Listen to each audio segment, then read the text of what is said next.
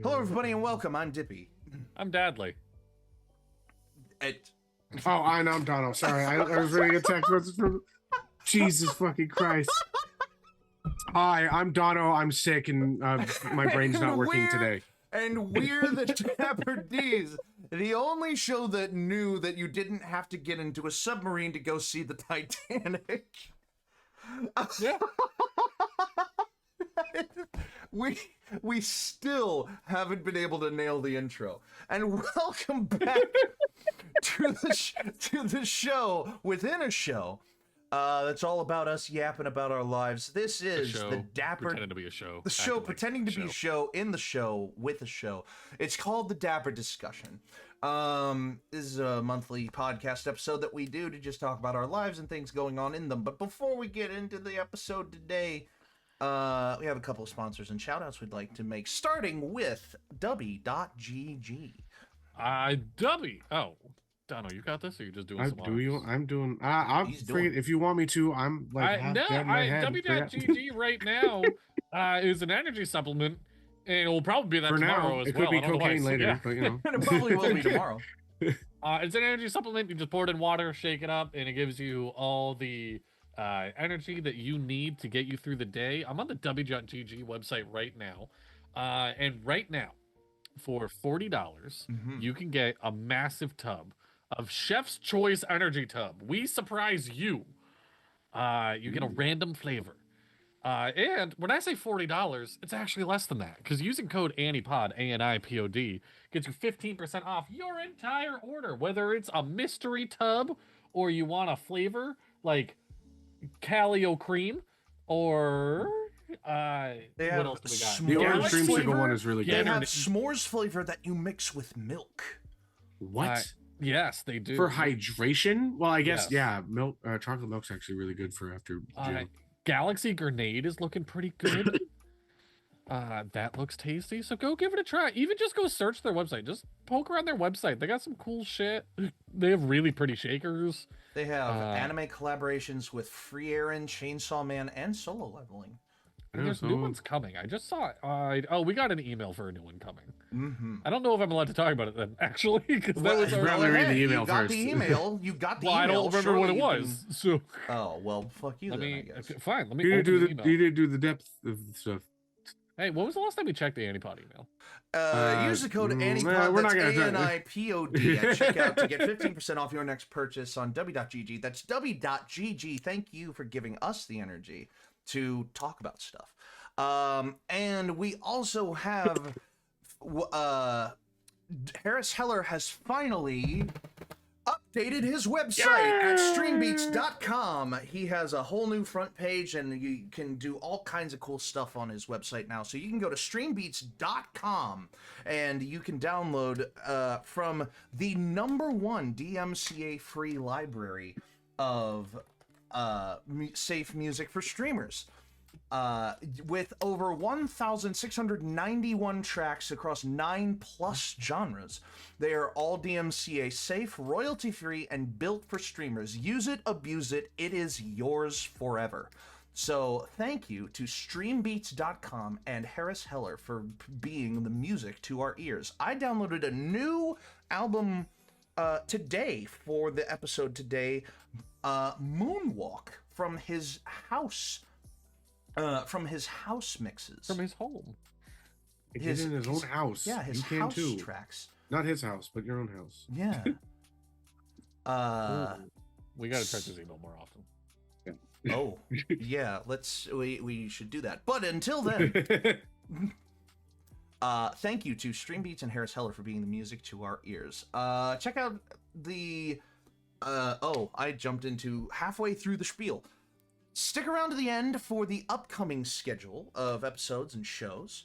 But until then, give us a follow if you like what you see. Give us a subscription if you're feeling generous. A Prime subscription gives us the money and you the ad-free experience at no additional cost to you with an Amazon Prime account. You can check out the YouTube channel and give it a subscription to keep up with all of the VODs of our previous... You can keep up... Take two. You can keep up with the VODs of all of our shows, past, present, and future. You can check out the link tree in the description of both the stream and the VOD to see all of our other fun stuff like the Instagram, the Teespring merch store, and the fan Discord, which you can all check out for ways to interact with us and to help support us. If you can support us monetarily, it will help us continue doing what we love, but we will always do it whether you monetarily support us or not. There are plenty of things you can do to support the channel and support what we do here without taking money out of your pocket, like following on Twitch and subscribing on YouTube to keep up with all of the core content for free. You can also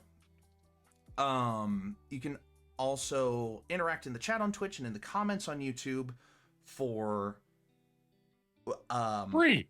Yeah, for free, and you can increase our analytics. And you can share the stream with your friends and family so that we have more eyes on our stuff, so we have more opportunities to do more things for you. Both of my co-hosts have entered serious contemplation faces and serious faces, and it's scaring me a little bit. Because they're checking the email, and he said we should check it more often, and with the amount of serious on their face, it's like, you have been sued for $50,000 by... Well, like, you haven't. No, but being totally blunt, somebody should check if that promo code 4W still works. Oh. I saw that. Are you also checking the email? Yes, we should probably reply to that. Well, Oh, dear. no, I think it's them being silly. So we got an email that's like, look, we'll keep it straight. Are you still interested in working with us? Yeah. If yes, just click this link. And the link just brings you to the W home screen. So I'm like, is this a bit? Like, It doesn't help that the last one they sent us on was April 1st. yeah. Full honesty, real peek behind the curtain. When ANIpod was started, Dono was just a humble man in a dream. Which means when I check the ANIpod email, it's full of emails like, Dono, this person in your contacts is on TikTok. Yes. Jesus. And by the way, Courtney sent disconnect you a message. Jesus. And I feel like I'm snooping where I shouldn't whenever I check the email. Humble Bumble. Where the fuck is all my shit? So much Humble Bundle. Oh my god, Humble Bundle. Chill Yes, with the there's emails. A lot. Let me see here. I need to. I don't know. Hey, So, shit, vibes. Okay. I have a man that doesn't have a lot of time. And a lot of AI sexting. What? What? Jesus fucking Christ. We've talked about this before. AI sexting hits us up like once a month, and they're like, "Hey, do you want us to pay you to talk about us?" What the fuck? I look right here. Have we talked Yeah, about- from this is Hope not you're doing this well. is not a sponsor or a shout out. No. This is not a sponsor or a shout out, but I'm reading from this is Suki, S-U-K-E-Y. Sucky.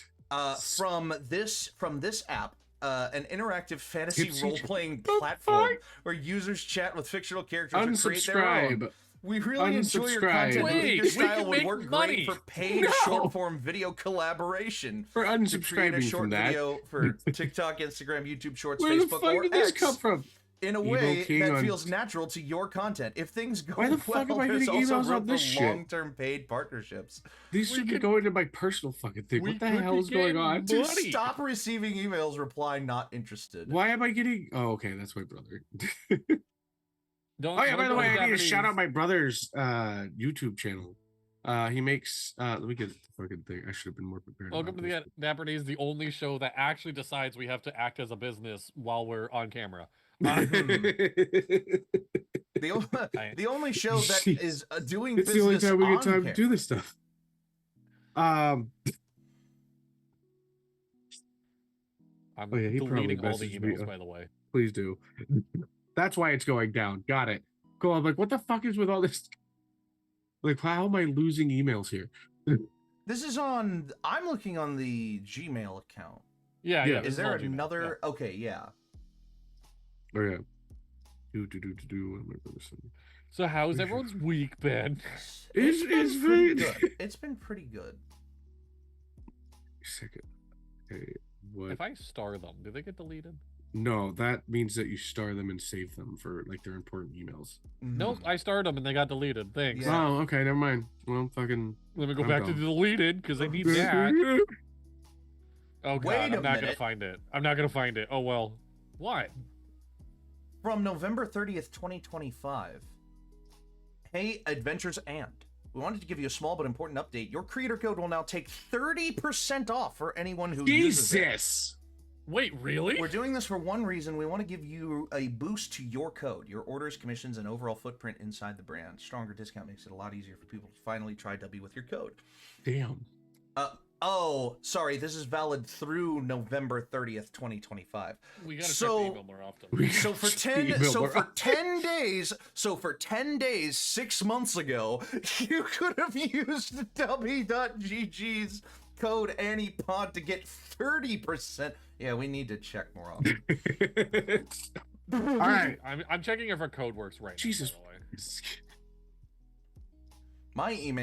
My email addresses are all a mess. I mean, I have, and I'm not making a joke when I say this. I have 5 different Gmail accounts that I use for various intents and purposes. Like one of them is one of them was my first one. One of Yeah. them is my YouTube channel's email, which was originally a collaborative YouTube channel between me and 3 of my buddies when we were in 6th grade. Love that. So one is my personal, one is my YouTube, one is an alternative for other things. One I claimed Dippy the DM because I hadn't been using Dippy the DM up to that point. And one I just straight up used my name, and that's the most personal, the most professional one. Yeah. That's not clogged up with like promotionals and advertising and stuff like Guys, that. this is a great Dapper discussion. Okay, well, I got email tag really quick because when I was Yeah. 18, I was like, I'm gonna start my own business. I need my own domain, like my own @ and I fucked it up. So I was like Bradley.Jenkins @ Bradley.Jenkins. Bradley.Jenkins At Bradley.Jenkins. Yeah. .com. .com. I think it was .net. .net. Okay. Incredible. Well, I mean, when I was around that age, I tried making my own video company, Yeah. like a video recording company. I made an entire music video and everything like that, and went through all the stages and whatnot, like with a band. It was called, I think it was called like Royal Production Media, because I was just like, oh, I wanted to be fancy and like really cool Yeah. and stuff like that. Which I was like, oh no, it was Royal Films Productions, and I'm like, I could have just put it as Royal Films, and but I mean, it was really cool to do, but Yeah. nothing came from it, and I can't get No, rid of it- the old shit from it. me and my friends were like, we're gonna be music producers when we were in high school, and we had what we called ourselves Broken Glass Production, which Hey. we were like, we're breaking the glass ceiling, not knowing that broken glass is also slang for crystal meth. Oh shit! Oh dear. It's funny. Naming shit felt so important when you were a kid. I mean, you had to keep them off your trail Yeah. for the cocaine. Yeah, 100%. Sorry, that was. No, but Uh, like sincerely, like half the fun of just doing shit was naming shit as a kid. Mhm. Oh yeah, dude, I would name shit like crazy when I was younger. I got pretty good at naming just stuff checked too. my 4th email Okay. and got the liturgy schedule for my church. Oh, nice. So Oh, nice. liturgy is basically just like things that you can do within the context of the church. Oh, Bright has been in chat. Oh, I am so sorry. Wow. Oh my gosh. I haven't Hey, even been Bright, keeping an eye. how you doing? My favorite Tumblr blog. Yes. Favorite Princess. Tumblr blog. Hi. But liturgy is basically things you can do within the church, like Eucharistic minister to administer, the sacrament of the Eucharist, which is, No idea what any of those words mean. But you can be an altar server, you can be an usher, or you can be a lector. And a lector are people who do the readings during the mass. And I was checking, and I am a lector on Mother's Day. So I will be Nice. doing one of the readings for the church on Mother's Day. That's Nice. that's Do fun. you get to pick what you read, or is it just they tell you? Reading one there are two readings. Okay. Reading 1 and reading 2. There's also a third reading called the gospel, but only the priest or the deacon are allowed to read that one. Okay. And depending on how you're listed on the schedule, typically the first name listed is the first reading and the second name listed is the second reading. But a couple weeks ago, I had to do lecturing and the other person didn't show up, so I had to do both readings. Oh no. But it was fun. I actually was being complimented quite a bit after I did those readings.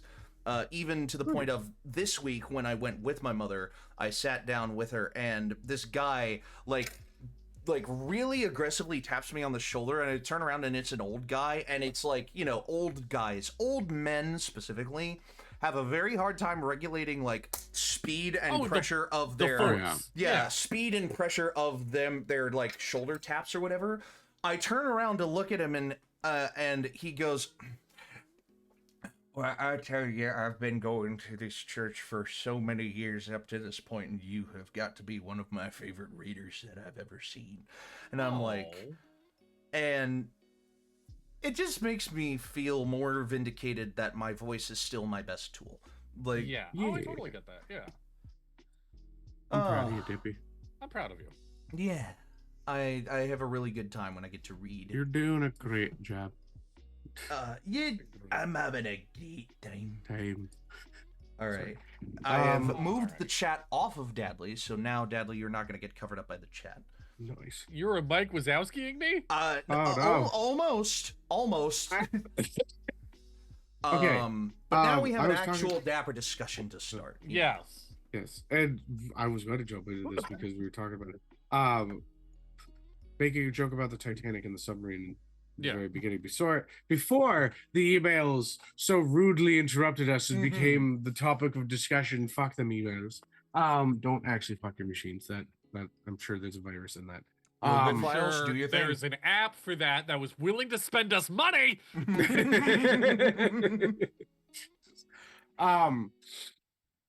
I remember. Okay, so like today's humor is dark. Like it makes fun of anything and everything. Yeah. But I remember distinctively being in junior high and having the get to know you thing, and I decided to do the edgy thing of just being like, I find 9/11 jokes to be funny.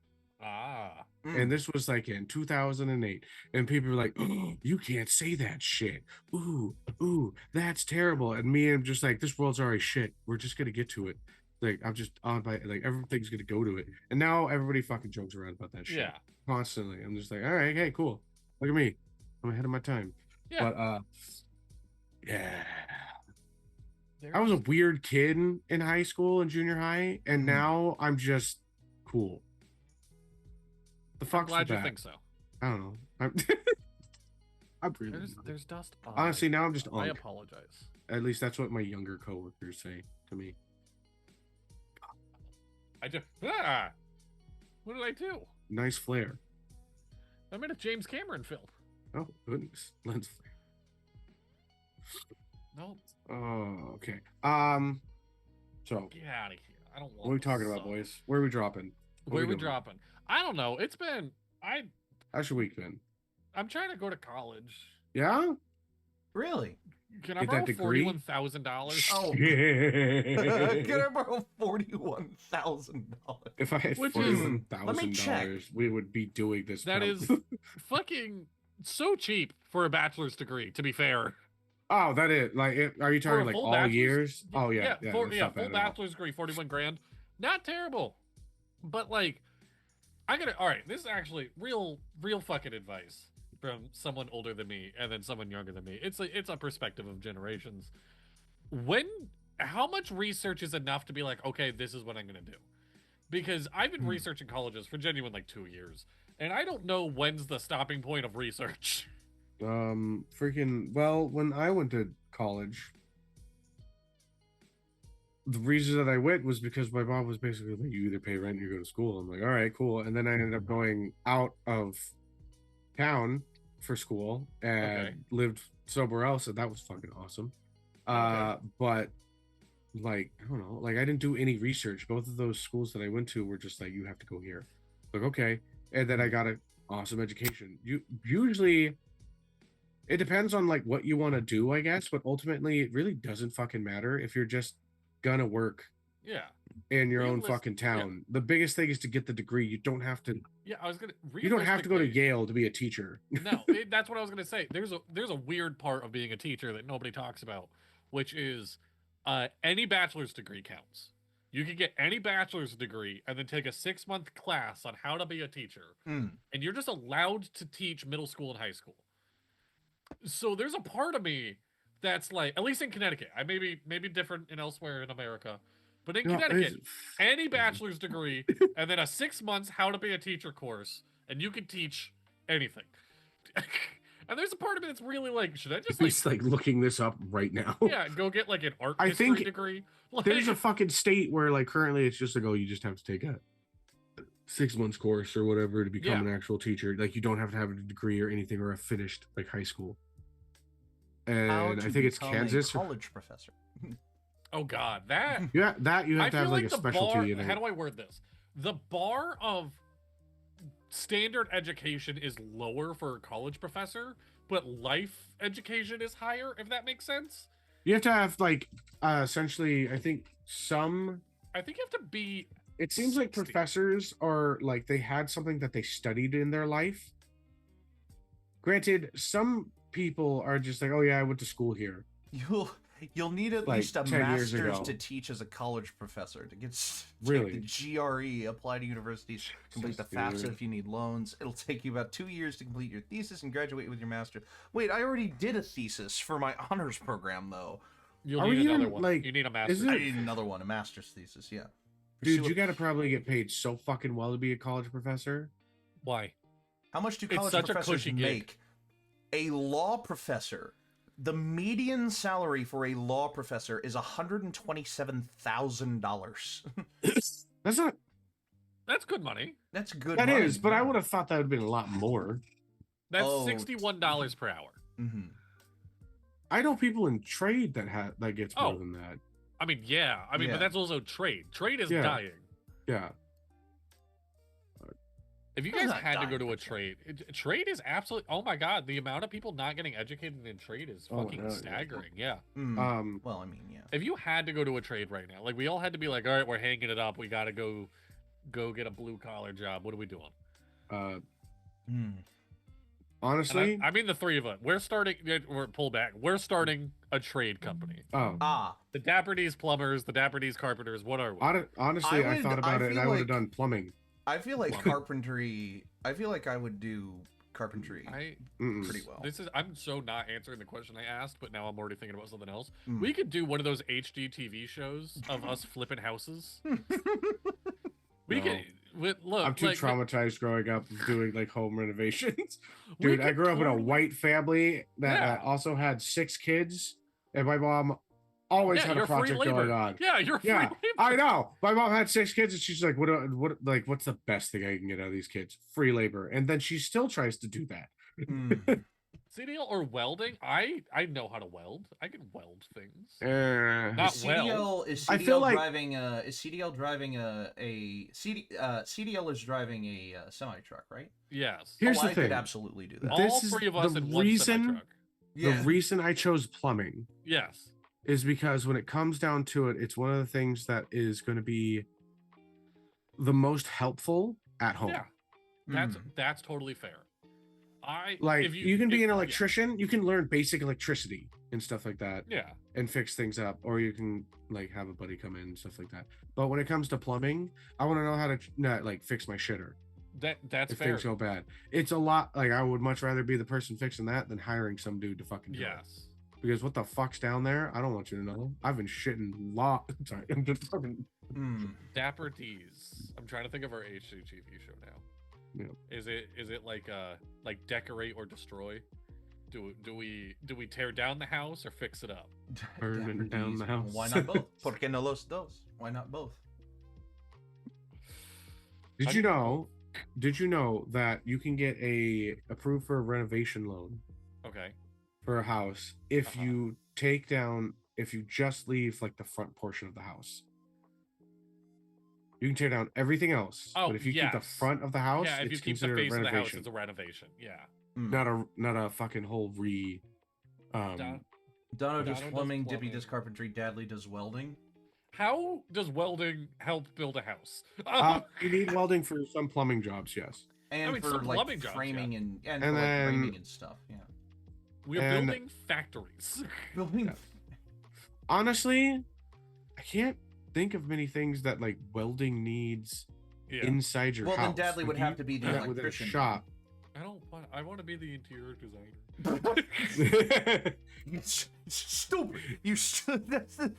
We just said we have to enter a trade, and trades are dying. Interior design is not a trade. Wait! Dadley becomes a tattoo artist because that's a trade. Kinda. Tattoo artistry is not a trade. It is a trade. Bryce says pest control.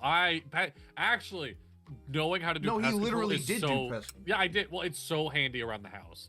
It's so nice just being like, there's a lot of ants in here, and I know how to kill them. I know how to kill them. Hey, Dadley, could you give me some hints on how to kill some ants? Because, god damn it. Pee on them. What? Assert your dominance. I'll do it, but, vinegar. If you have a lot of pets in the house, use vinegar. Hashtag killer. Okay. So, do you just spray vinegar around or what? Yeah, like I mean, wherever you're seeing it, like if you see entrances for them, if you can't find an entrance, set up a little trap, do a little fucking honey, and follow the ants. Make it an art project with the kids. Hey, we're gonna go follow ants for a day. Let's draw a map. Like, nice. Okay, I'm dead serious. Like I've had customers. No. That sounds like a great fucking idea. And hey, life advice with Dapper D's. Let's go. Yeah. No, mice. If you have pets in the house and you're like, I don't want pesticide or like rat poison. Oh no, I got cats for the reason of mice, and we haven't had any. And cats are great. They also hate the smell of peppermint. You can buy peppermint extract pouches and put them where you're finding mice, and they will be out of your fucking house. Or just buy mousetrap. How do we feel about mousetraps in this group? I am okay with them. Yes, I'm okay. All right. After this is my soapbox for the episode. Sure. Snap traps are totally fine. Zap traps totally fine. Like rat poisoning. Totally fine. Sticky traps need to be illegal. Yes. Like, what is the point of a sticky trap? All you're doing is trapping a live mouse in place to either starve to death slowly or be alive when it gets thrown in the trash can. There are so many better alternatives. Why the fuck do we use sticky traps? They're also like a pain in the ass sometimes to set up. You know how many times I've gotten them stuck in my hair? Like I used sticky traps once, and I fucking regretted it. And I'm just like, no, I don't want these anymore. These are fucking terrible. Mouse traps and poisons can be bad because the wildlife around them eat the affected pests and will also be poisoned. Yes, you are right. Poisons can be, if you're in the wrong environment, can be very harmful. Snap traps are where it's at. Like, I think snap traps in the house, outside the house, just spray your foundation. Plus, you can make some killer content with snap traps as well. You know what else there is one use for sticky traps, but you have to be checking them constantly, which is I do know people that use sticky traps and check them every like 6-7 hours or so, and then remove the mouse and feed it to their pet snakes. That's pretty good, actually. Hey, on the subject of mouse traps and content, did you guys see that Johnny Knoxville did an interview where he cried about not being able to be chased by bulls? Dono, I think about this interview constantly. I cried at this interview. I don't know what interview we are talking about. Johnny Knoxville was asked, as he's getting older, are there any stunts that he wishes he could still do? And his response was, I'm too old to mess with bulls anymore. They're too unpredictable, and they're beautiful creatures, and I miss messing with bulls. Mm. But then there's like 30 seconds of silence of him just slowly welling up in the face, and he's just kind of leaning back in the chair. And like I'm not exaggerating when I say like the interview, like the lighting changes almost. Like you see, like he looks like he ages 20 years as he just kind of leans back. And he's like, yeah, they're beautiful creatures, and I just can't do it anymore. And you see it in his eyes that he's not fucking talking about bulls anymore. He's talking about the fact that he's old. Like, and it's just, it's a heart fucking. I started watching that, and I'm just kind of like, I can't. Yeah. Like, I'm not emotionally in a spot right now to watch this. And it just hasn't come back up on my feed, and I'm just like, oh, fuck. No, I think about this interview often. It's funny you bring it up, because this is one of those, like I saw it, and it was very much like a big moment of me, of like, fuck, what would my bulls be? What do I have to be enjoying right now? Like mine, no, if we're gonna fucking gotta open up that thing, my like bowl is that fucking being able to like walk. I've told this to people before, and I'm just like, I never want to get to a point where I have to wear a back brace to move around. Yes. I will use a back brace to lift really heavy weight at the gym, so I never have to wear a back brace just to live my life. Yeesh. I want to I can deal with back pain. I just don't ever want to have to rely on that. Yeah. And so that's sorry. Mine is longboarding. I never want to see the day that I don't feel safe on a longboard, because like I still I pride myself on my balance and able to still carve and whatnot as I get older and doing it with my kids. I am terrified of the day I step on a longboard and I'm worried I'm gonna break something. Dude, I could see you being 60 and just fucking still. God, I hope so. God, I fucking hope so. Like, see, this is an emotional conversation, but when it comes to me, most of my hobbies and things that I like want to do and I like to do are like what I would like to call old soul hobbies. I will almost always be able to do them, and like the things that I love to do that I want to do. I guess the only thing that I would consider a bull would be if the point where I get to be too old to properly operate a camera, which is like 80, 90 years old. You know, like I can be sitting behind a camera and operating it. And if it's like an action cam where I have to like follow a rapid action or something like that. If I get to a point where I'm not able to do that, I would be a little upset, but I would still be able to sit behind a camera, be able to operate a camera, you know.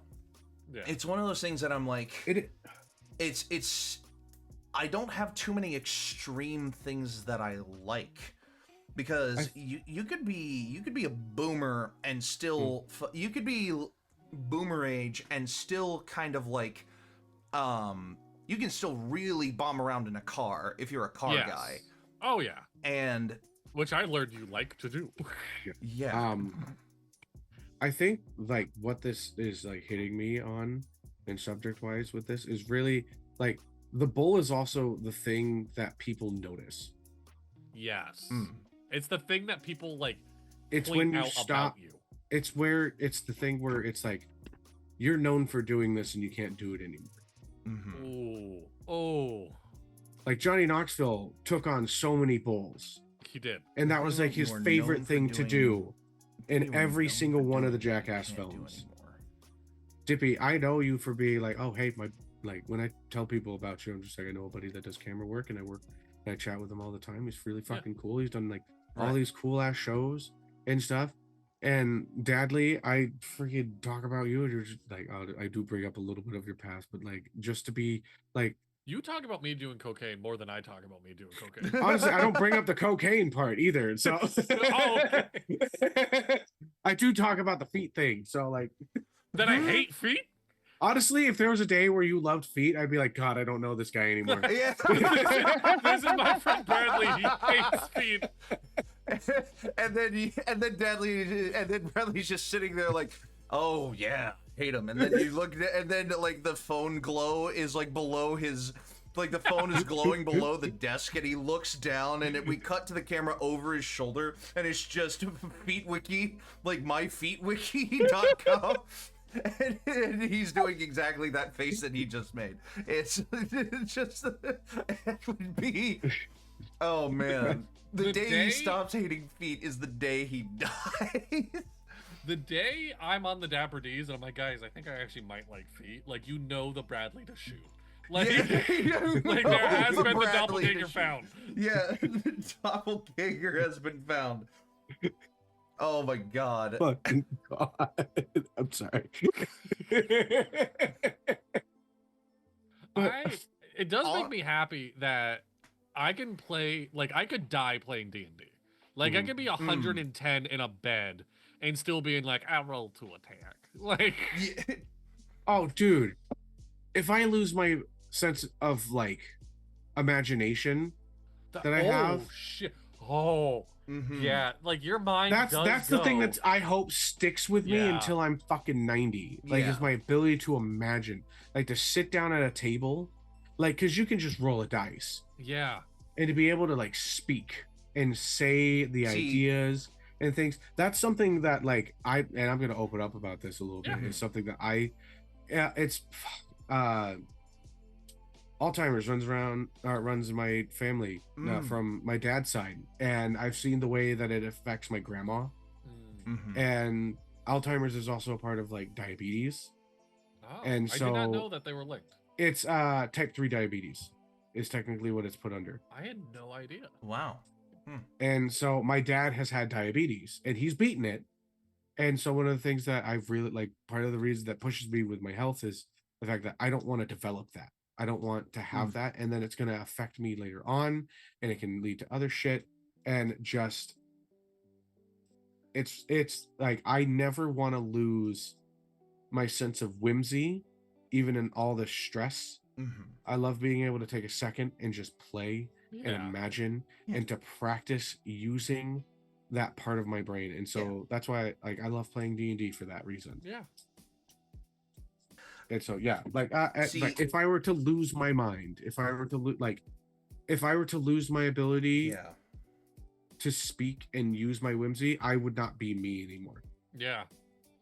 My aphantasia that I have unofficially, like, very unofficially, I'm pretty sure that I have very little visual imagination at all. But you know, I think it's one of those things that, so y'all cried at Coco too. Well, that's the thing. that memory is the most emotional psychiatric thing that you could lose, because when you don't have memories, you cannot live in the past, meaning that every moment that passes is gone as soon as you, like, if you are living in a mind that cannot hold on to anything, or that is letting go of things, and you are only experiencing what you are living now, then it's one of those things that I feel personally, you lose your humanity when you lose your ability to view the past. Yes. That's a very good quote. Dippy quote of the day. On this subject, Dippy, I actually was talking, so I had a family reunion like 2 weeks ago. Yes, the thing that kept you from doing a couple of episodes was you were down with your family, May I say my stupid thing on topic before we diverge? Go. My one tidbit is, it's burned in my brain with dyslexia, is I saw a sign one day that said, like, something for Alzheimer's research, and my brain read it as something for Auschwitz research, and I'm like, what more research do we need to do into it? I think we know everything. And I spent like 4 days very confused by this sign. What if we don't? So I spent 4 days. I think we're gonna keep somebody on it, right? To the point where I watched 2 documentaries and I was still like, no, I think we got the gist. Like, didn't ever bring it up to anybody to get corrected. Just fucking. Well, eventually I did bring it up. I was like, I just watched this documentary, and my buddy was like, why the fuck would you sit down and watch that? And I'm like, well, I saw a sign that they're researching it. And he's like, what?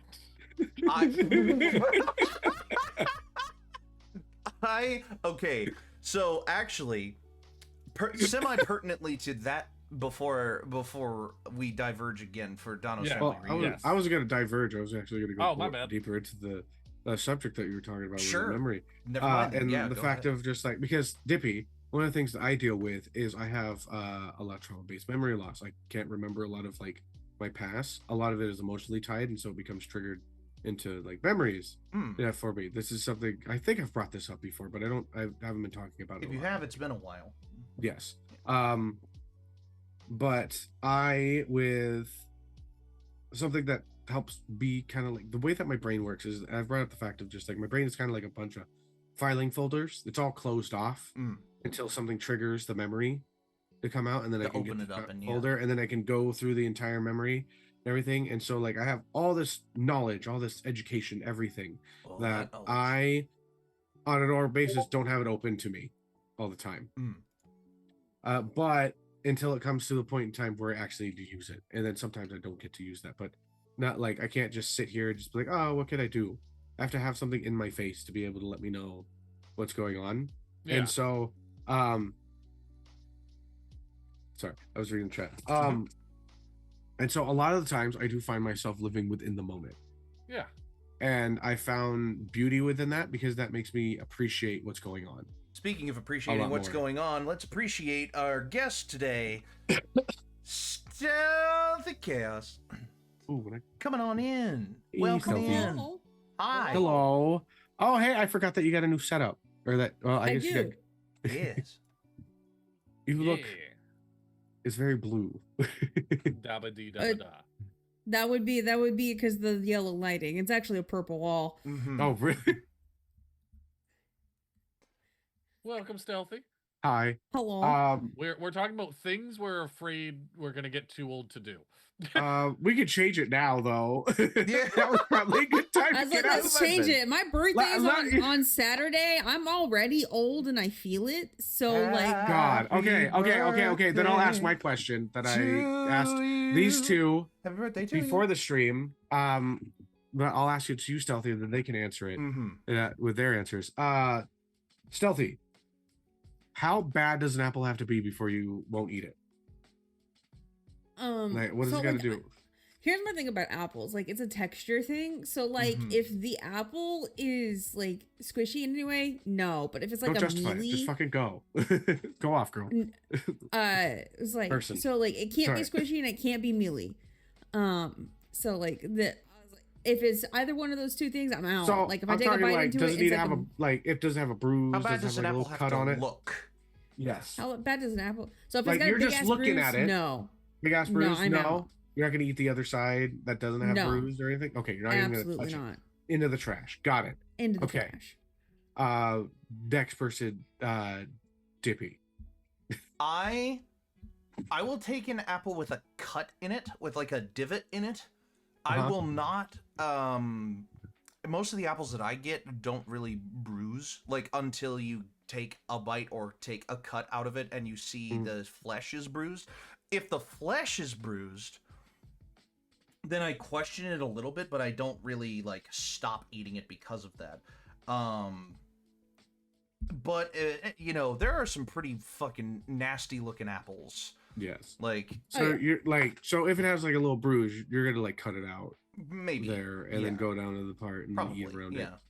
it. Okay. Just eat the good flesh, and if the good flesh tastes bad, then I'm like, yeah, that was a sign of a bigger problem, and I throw it away. Like, I think for me, as long as I haven't like dropped it directly onto the floor, and it doesn't, and I think probably about like I want to say probably like 2/3 of it is good, but I want to say it's more like 5/6 is actually good. A I'm gonna third. cut. You would be willing to eat an apple that is a third of it looks. No. He just said 2/3 of 5/6. it.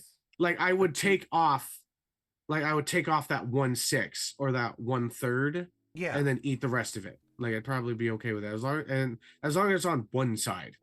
No, Okay. I absolutely not. I'm out. Like No. no. I mean, and also it depends on like if I were to cut into it and it was just soft all the way through. No, that shit's going in the trash. Valid. But yeah, Dadly. I'm allergic.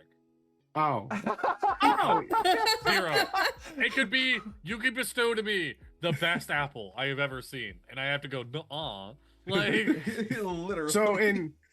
So in Christianity, you would not be on the side of Eve on this. It's just like, no, I can't do that. Literally can't. If Dadly had been there for Adam and Eve, if it had been Dadly and Eve, humanity would not have been damned to original sin. Too busy to eat an apple. He would have been like, no, I can't do that. Like, so, Bradley's no list is feet and apples. Yeah. Got it. No, I've talked about this before. I'm allergic to all fresh fruit. Oh, hey, you want to know what's weird? Is that you're not the only person that I know has that. Yeah, all fresh fruit and fresh vegetables. There's an enzyme on top of, So you can bake an apple. I can bake an apple, yeah. And then be able to eat it. Yes. See, but at that point, apple. Yeah. Like, you're not going to bake a shitty apple. Like, even if there's a little, like, even if it's 1/6 shitty, you're definitely not putting the time and effort to bake it with cinnamon and whatnot. Like, Bright says, are you also allergic to latex? No. Surprisingly, because I have 2 children, you would think I have a latex allergy. Weird. Well, I mean, you listen. I got Stealthy on that. Listen. The way that I see it, you also. That's a good one. You got, like, your odds are pretty decently low. It's just you kind of beat your odds a lot. Fair. No, yeah, all of it, like the same with like if I cut while I'm cutting my lawn, I have to like make sure I'm wearing pants and whatnot because the same enzyme is in like fresh cut grass. Dang. So nature. Yeah, I'm allergic to nature. My mother used to be allergic to latex. I don't know if she still is or not, but she was a med that tech. was something you can get over. Yeah, I don't know. Well, she doesn't interact with latex too much, but I think in the times that she has very recently, it's been like, whatever. So she was very out of fashion during the 90s. But so my mother was a med tech for years. Oh, years, shit! And she was, during that time, she wasn't allergic to latex. She would wear the latex gloves, and she would do these procedures. She would come in and do. I don't remember if I told the face-off story or not. You've told it to me. I don't know if you've told it on stream, but I know I have heard the face-off. Oh, the face-off story. Okay. Oh, no, you've definitely told me the face-off story. This is the Stealthy, have you heard right? the face-off story? Wait, what am I doing? I can just go get her. Hold on. Vamp. Come tell the face-off story. Hey, man. I think she was the one that told us. Yes, it was I heard it from her, yeah. What's the Halloween episode? One of them? It might have been the Halloween episode, of Dapper D's past. But yeah, fucking. Honestly, you say, hey, I'm allergic to apples. I would have been surprised by it about a year ago. Yeah. But I bring apples and oranges to work all the time, and my coworker's allergic to it. And he'll die. Dippy's mom. Hi, Dippy's mom. Okay. All right. So you want to hear my story from when I worked at the hospital? Yes. Yes. Okay. So I am a 4-year medical technologist, which really doesn't tell you what I do. I work in used to work in hospital laboratories, running the tests on all the different specimens. Okay. Well, anyway, I got med tech. Yeah, med tech. Yeah.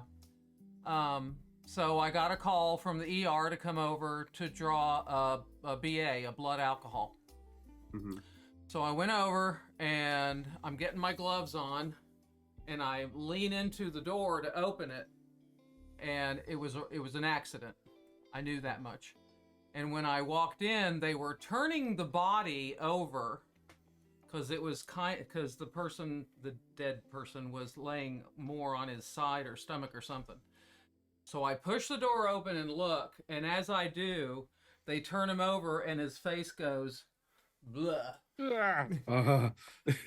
The upper teeth are here and the lower teeth are over here. Oh, I don't remember that. I didn't remember that one. I don't remember either. Like this.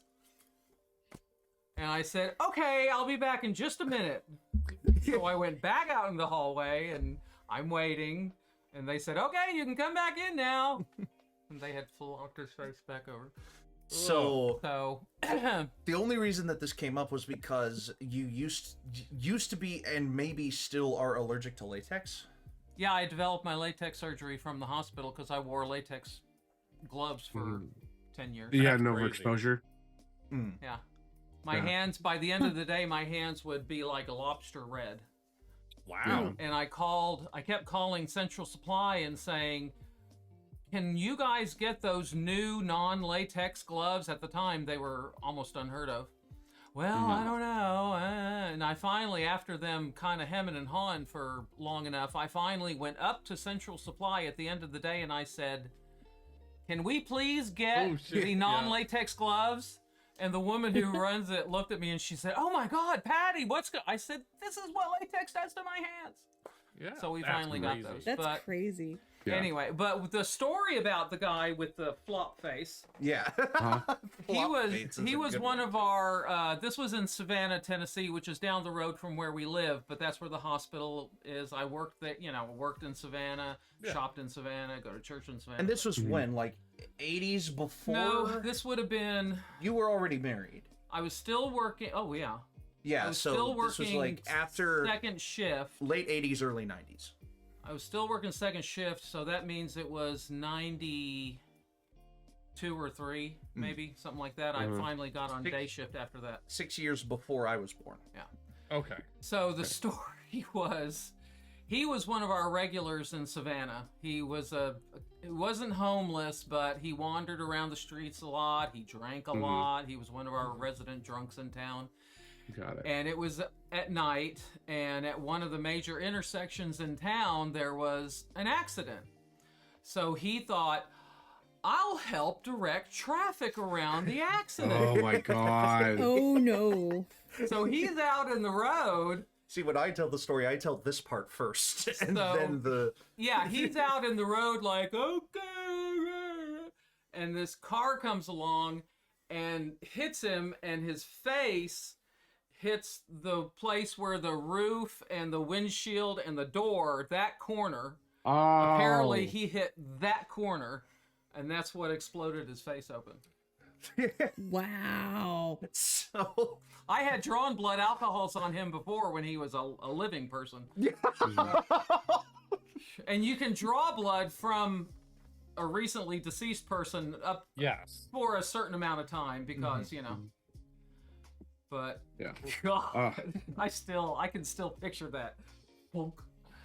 Oh my God. I'll be right back. Yeah, don't worry.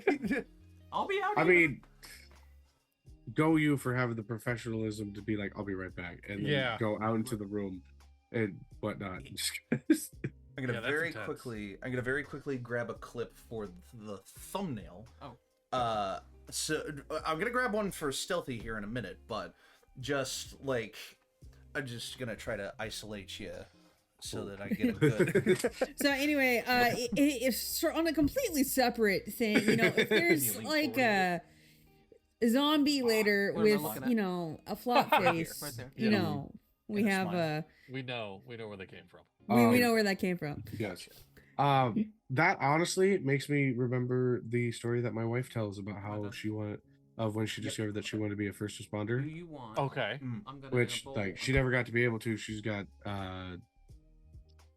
autoimmune disorder. Okay. That makes it so she can't go and become a nurse and shit like that. All right. But All right, thank you. Bye, Dippy's mom. Bye.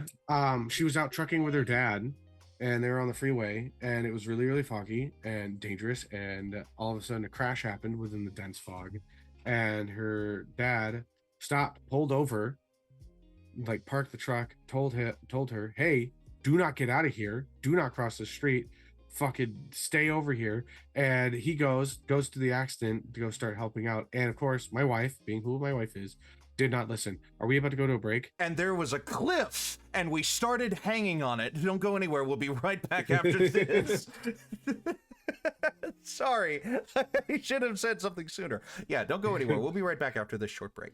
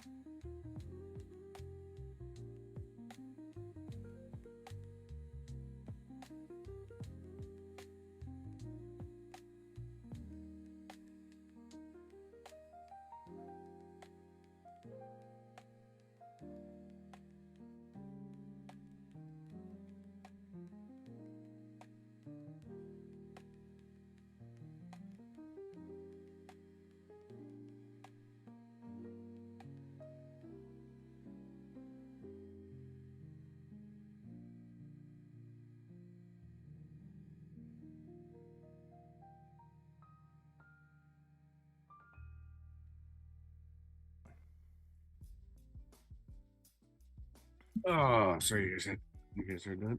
Hello, everybody, and welcome back. I'm Dippy. I'm Dadley. I'm Dono. I'm dangerously stealthy. And we looked down and realized that the cliff was only 2 feet off the ground, so we landed and continued Dono's story. Okay, so my wife did not listen to my father-in-law or her dad about not going onto this. Like, this is a freeway or whatever. Like, so fucking yeah. Oh wow. So in this fog, she crosses the street, heads to the accident, and her dad is currently helping this guy, and she sees this dude who has gone out of his windshield, gone into like the middle part thing, is alive, and has his skull completely open. Oh. Oh my god. So he's talking and breathing and everything. He's like, oh my god, like, yeah. And what happens is that her dad's just like, well, if you're here, fucking help me out, and goes like takes a jacket, puts it around the head, and then starts like trying to help stabilize the guy. Yeah. And essentially like took his belt and like tightened the Like, don't move. like, Yeah. don't fucking move, dude. And then the the don't ambulance move showed special. up. Yeah. And when the ambulance showed up, the guy was just kind of like, hey, if you didn't fucking like try and close up this shit and stuff, this dude would probably still be dead. But like her dad basically looked at her, and at the very end of it, when everything was said and done, she was just like, hey, I think I want to be first responder, because she's like, that was really fucking cool, instead of being like disgusted by it. So yeah. So we both have like first responding, like we've been certified and shit like that. And so we know how to do like first aid, all that jazz and whatnot, because we've both had jobs for it. So yeah, like, That's nice. Add it to the list. I can give you a cautionary tale on why cowboys shouldn't have bachelor parties on the ranch. Oh, by all boy. means. Yeah, go That's my ahead. favorite Fall Out Boy song. That's your favorite Fall Out Boy. Cowboys shouldn't have bachelor parties on the ranch. So Mama Stealthy was an ER nurse in a tiny Texas town that was primarily a cattle town. So there's lots of drunk cowboy events that happen quite frequently. This one in particular, they're having a bachelor party and decided that after many drinks, decided that they wanted to go bull riding. The problem was they were all shit-faced drunk.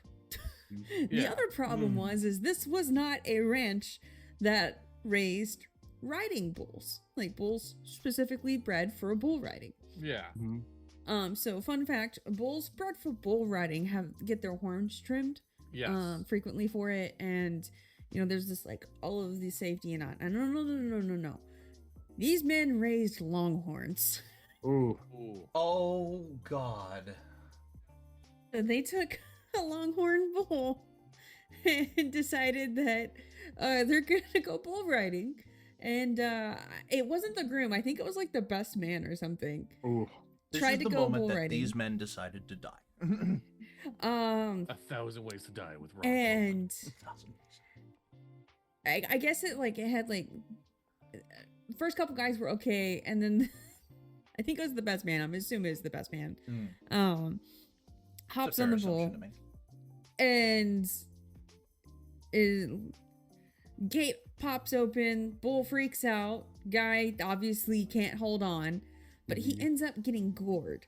Yep. By a longhorn. By a longhorn.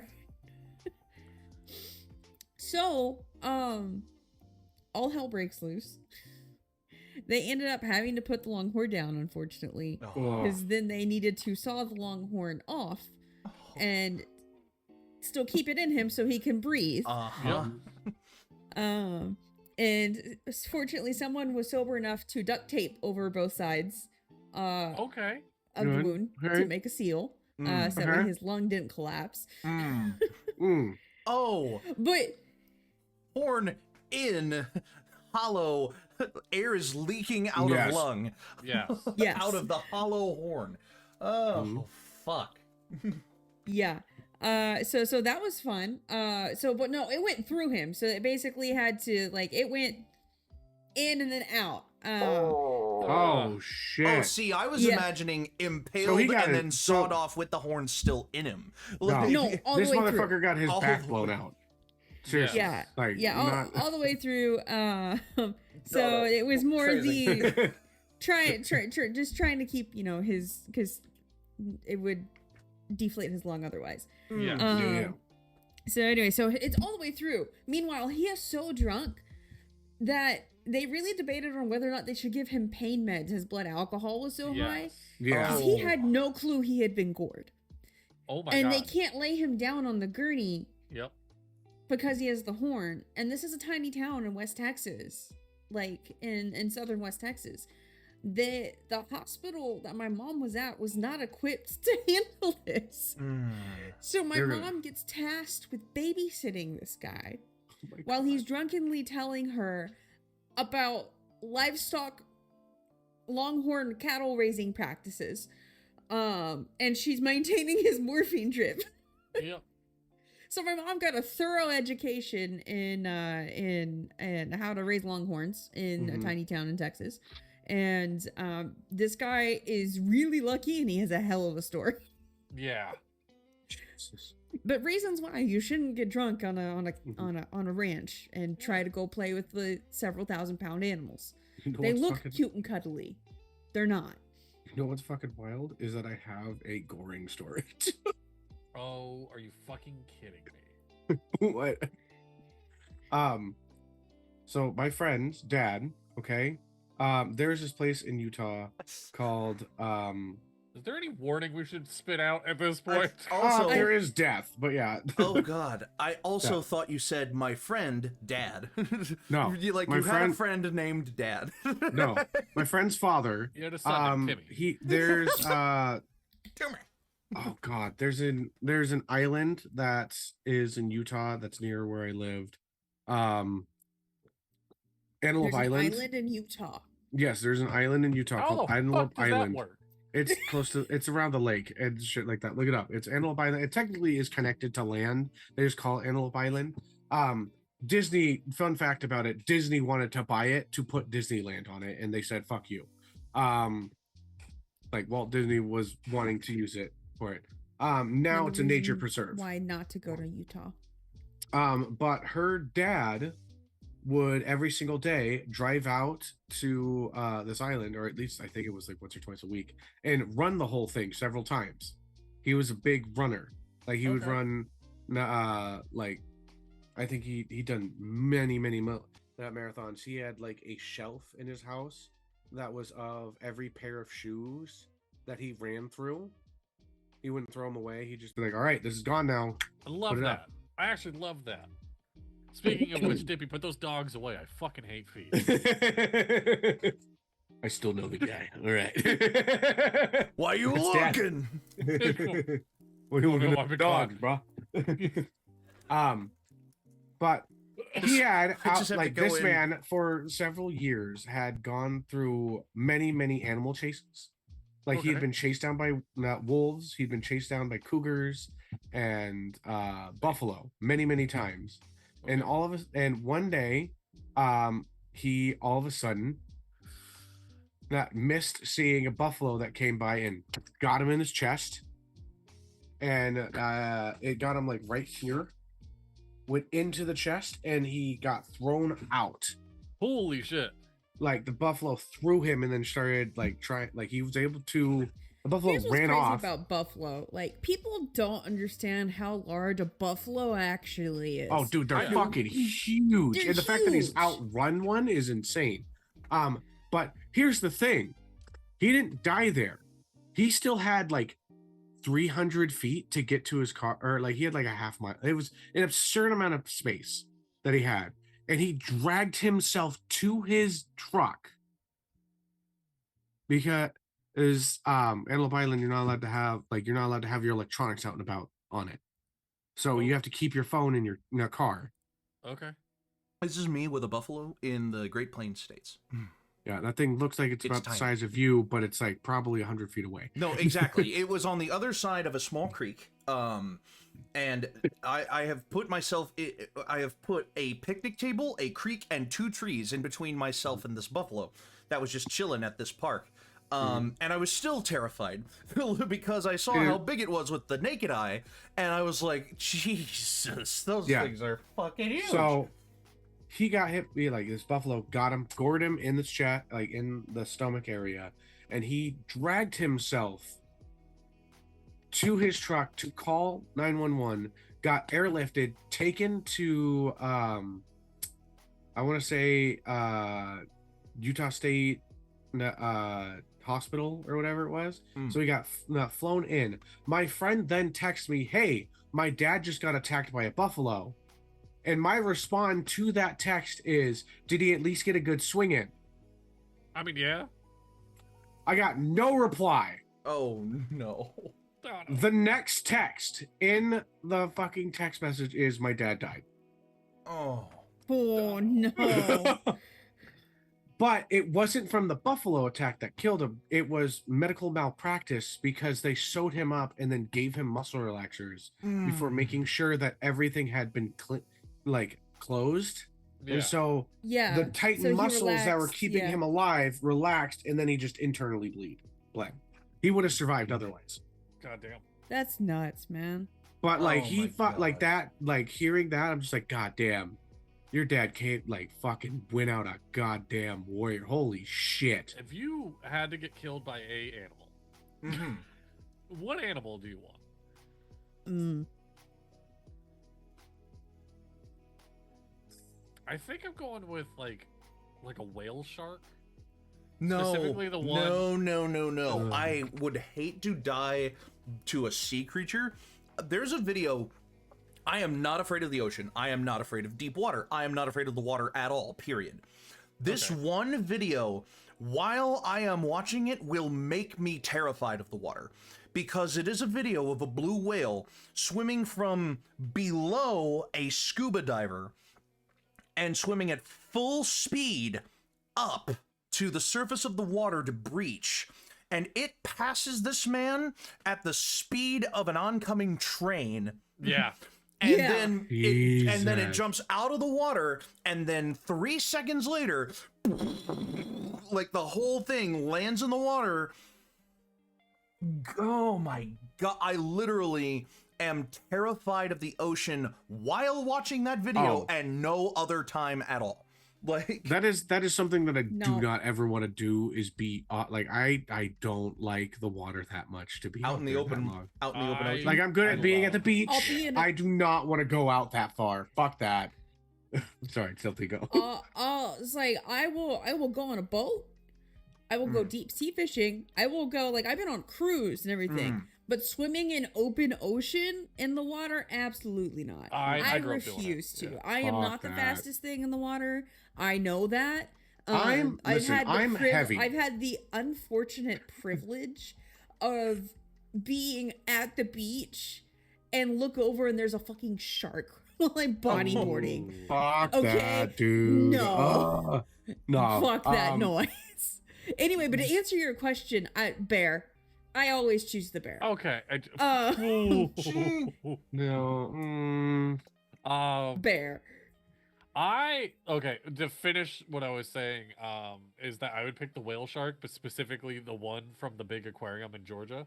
And oh man, it just ruin a bunch of people's day. I was about to say, you're gonna Harambe yourself at the Georgia Aquarium. yeah, 100%. See, but my answer, fittingly enough, my answer is a gorilla with a pistol. because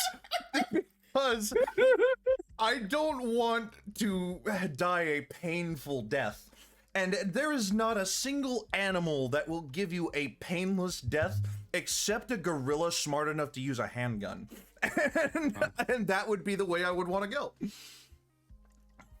I don't have a good answer because I don't want to... Specifically a Kodiak grizzly. Okay. Honestly, they are the biggest grizzly bear that there is.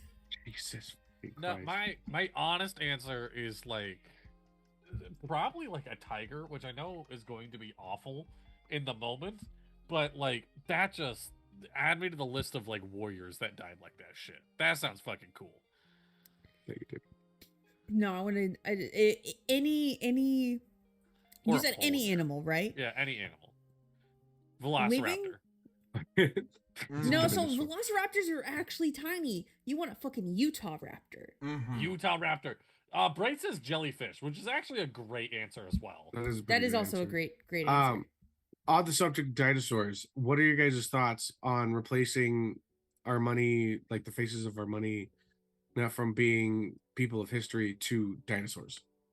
100%. Is that a thing that's a thing that people have started talking about online. What, replace the historical figures on United States currency with dinosaurs? Yes, because dinosaurs were the king of the world. Okay. Years ago. And the debate is what would be on the $100 bill, what would be on what in the bill. Oh, all right. And people are saying, I think they said like Triceratops is very popular for the like $5 bill. No, like Triceratops would have to be the $20 bill. Would it? Because it's 3 though. We make a $3 bill. No. Yes. Long neck? Or is it a Paleosaurus? Diplodocus. Paleosaurus is the swimming one. Yeah. No. The long like what fucking Brachiosaurus. Or a Diplodocus. Yeah. Whatever the freaking one with the long neck that everybody can recognize. But I don't know the name of it because I'm dumb. $1 bill. 100%. Yeah. Sure. Yeah. Yeah. I mean, freaking. The question is whether you go up in size or go up in ferocity the higher bills you go. Yeah.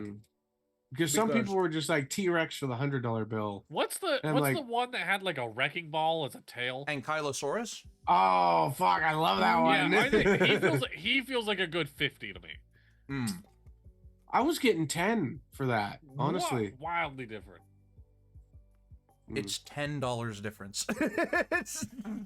It's twice the difference. What? Wildly different. Bright asks which one would be on the $2 bill, the water one that we were talking about earlier. The $2 bill is just Jeff Goldblum. Oh, I thought it was.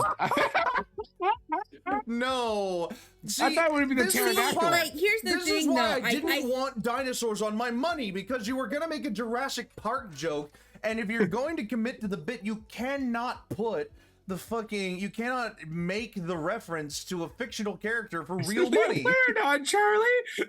What? All right. Flag on the play. Australia made Bluey money. Did they really? Yes, they did. Yeah. Yeah, because it's an Australian thing. Okay, so Jurassic here's my Park is thing, though. American? No, it's not. The Canadians island that money Jurassic smells Park like is maple. on, the island that Jurassic Park is on is in the middle of the ocean, like the closest bordering country to the island that Jurassic Park is on is Australia. Oh. I'm They should fairly make Australia. certain. I'm fairly certain. I have no idea. Where I'm gonna look this up. Where Jurassic Park has been around for is so long, and none of us Jurassic know about this. Park in Have you universe? read it? I've read Jurassic Park not too long ago. Wait, are you asking like where Jurassic Park is located? Yeah. Is located In on Costa Island Rica. Nublar. Island Costa Nublar on the Rica. west coast of Costa Rica. Yeah. Off the west coast of Costa Rica. Yeah, because when It's the still dinosaurs Costa first Rica. land, it's like in Yeah, fucking it's Costa like Rica, Cuba which and is shit its like own that. country. It would be Caribbean it money. was written by Americans and produced Okay, so by if we're Americans. arguing, if we're arguing You're about confusing dinosaurs, Costa Rica and Puerto Rico again. No, I'm Don't talking you about fucking the people confuse that Costa made Rica, the Puerto book and the Rico, movie are motherfucker. American. so no, there's like a list of. Thought you Are we were American. asking about U.S. dinosaurs that have been found in the United States? That is probably where we should be starting with. Is that it should be dinosaurs founded in the I do think that actually on the $5 bill, and I know this like it's prehistoric. The mammoth. I think the mammoth should be on the $5 bill. I know it's not a dinosaur, but I feel like not a fucking dinosaur. It doesn't fucking count, Dino. fucking shut the fuck up. That We're making up the rules as we go. That's not a dinosaur. I know what dinosaurs look like. A mammoth's not a dinosaur. I know what dinosaurs look like. That's not a dinosaur. Honestly, if I'm going with that way, we should put a caveman on the sorry, first I on the know $1 what bill. dinosaurs look like. That's not a dinosaur. Is a real weird argument that falls apart when you apply that to most other animals. I know what a cat looks like. That's not a cat. I know what because dinosaur is an overarching like kingdom of animals like cats and dogs and whatever that kind of thing. Which mammoth? Mammoth, not dinosaur. Mammoth is Okay, not a we get it. You're dinosaur. smart. No, actually, all right. If we're going prehistoric vibes, then mammoth is the $5 bill. No, Bright has the perfect response. The meteor that killed them all is on the $100 bill. Yes. Yeah, it was good. I actually love that idea more than any other idea that we have come up with so far. Oh my gosh. god! I was gonna say what's for the penny, but then those don't exist anymore. So. Yeah, they don't exist anymore. They don't. Yeah, they are phasing them out. Dude, anyway, the I amount of have opinions on Okay, what yes. should be on what, I have to turn my right? mic on now. Yeah. You guys can continue talking about like dinosaurs on currency. I'm vetoing the ideas of dinosaurs on currency right now, like in my own mind, because it's just literally like when you like it's one of those things that currency, no matter where you go, currency normally displays like people because currency is a people thing. Like currency, the animals don't use currency the way that humans use currency. I Like don't there are care. some Greece has an owl on their fucking coins. They do. do they? That Yes. They do. They've had an owl for Athena on their coins since ancient Greece. a human-made But it's still entity. an owl. It's a human It's worshipped still and an owl, humanoid and it's not the first deity. time that people have done shit like that.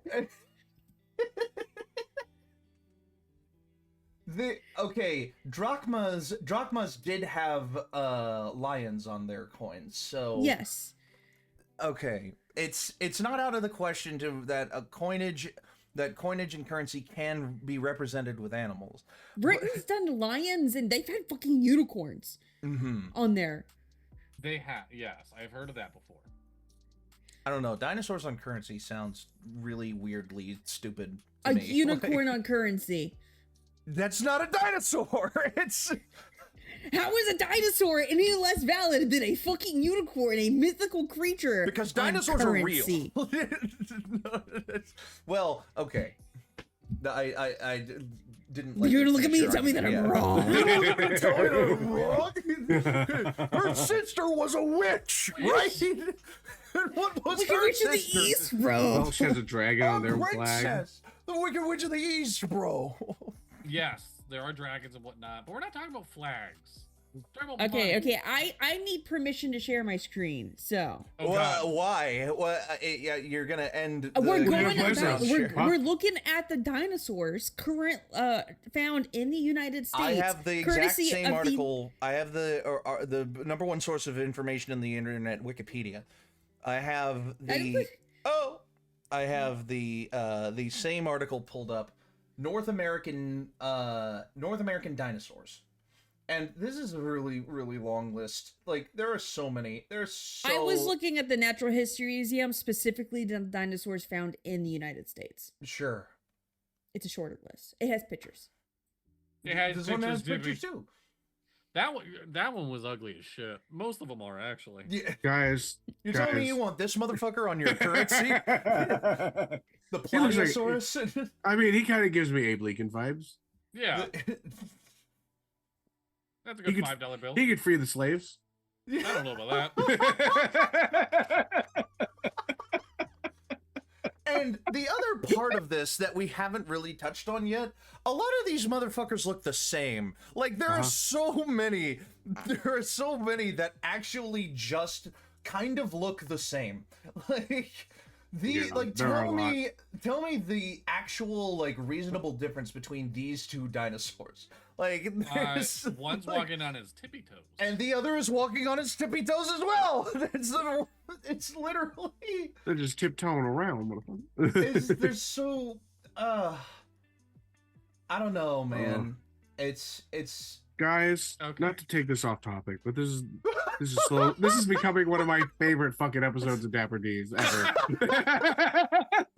Okay. All right. I'm having a great time. To wrap up this bit, Yeah. there's four of us here. Which one of us gets each dollar? If we are now the faces of American currency, who gets what? I'm on the $20 bill. Why are you on the 20? Justify this. Fight for your case. You didn't say that we had to debate about it. All right, he Oh, came I out can swinging. I can end this very easily. Okay. I am the $100 bill Uh-huh. mainly because I have the biggest dick in this chat. I'm sorry. Store-bought penises count. Nah. All penises matter. Oh my god. No, I hate that Dippy immediately said he's on the 20, and in my brain, I'm like, Dippy's probably the 20. Well, see, think about American currency, right? Okay. You have 1, 2, 5, 10, 20, 50, 100. Yes. Some banks still use thousands as well, but you know, it's a The very rare, rare yes. thing. It's a very Very rare rare. thing. I like 500s and thousands kind of still It's kinda like are a platinum thing, but coins not in really. D&D. Yeah. Like so, but you go up to $100 in like the Yeah, main normal currency. Yeah. Even then, $2 bills. I don't know why Yeah. you put that on the list, but all right.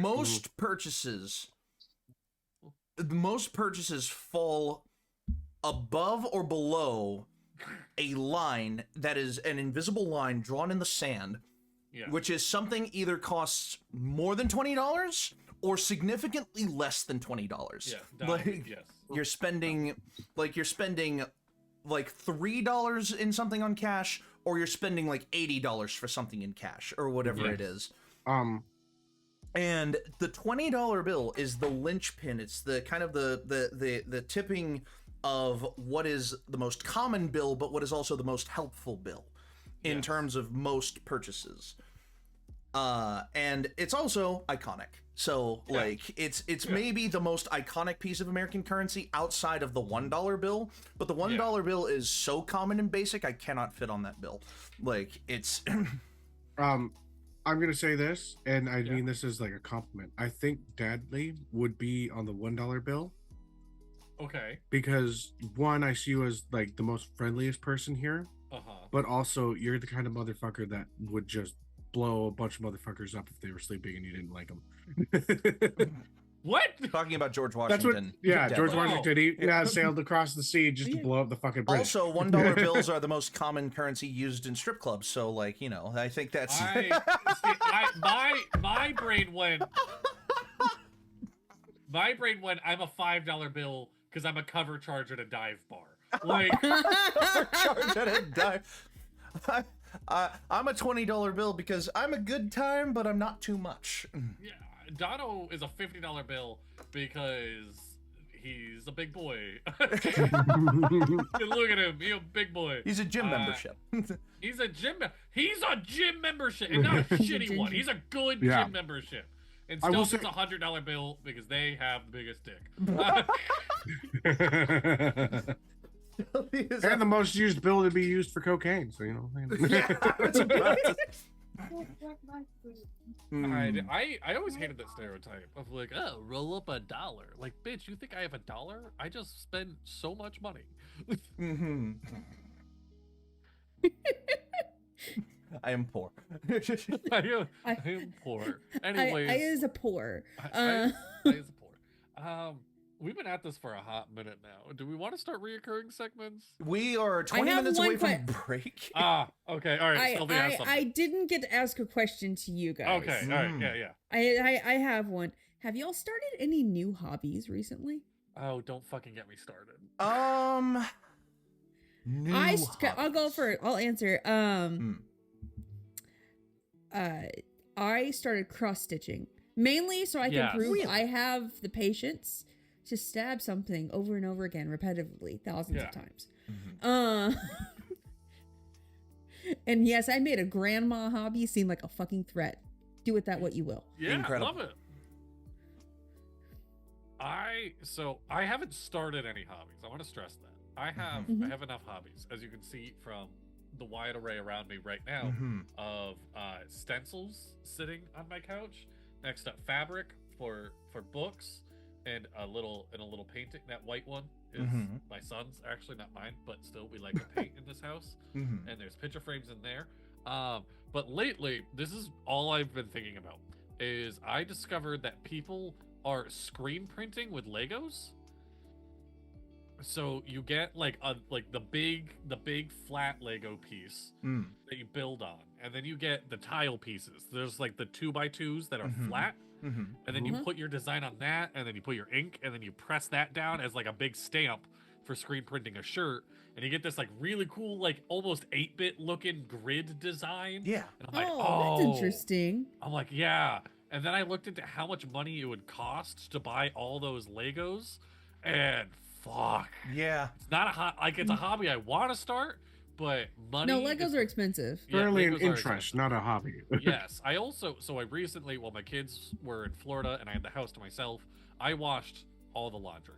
Like, think about everything you have in the house. I washed all of it. Every piece of all laundry was clean. Oh, wow. Which I found I have a lot of clothes that don't fit me. And in my brain, I am slowly saving them to make my own patches for a denim vest. Oh, there you go. So those have been the You two. could also like just like, especially like t-shirts, especially if it's like t-shirts for bands that you like. You can also cut them out and make a quilt. Yes, I've thought about that as well. I thought about doing touchy dad shit. Thought about doing that with all my kids' sports uniforms, of making a blanket after like that would be with adorable. all their uniforms because they do a lot. So those are the hobbies right now. If anyone else got any. My brain immediately ignored the "Have you started any new hobbies?" question and thought of a Dapper D's episode, which is the spin-off from Is It Sport, called Is It Hobby?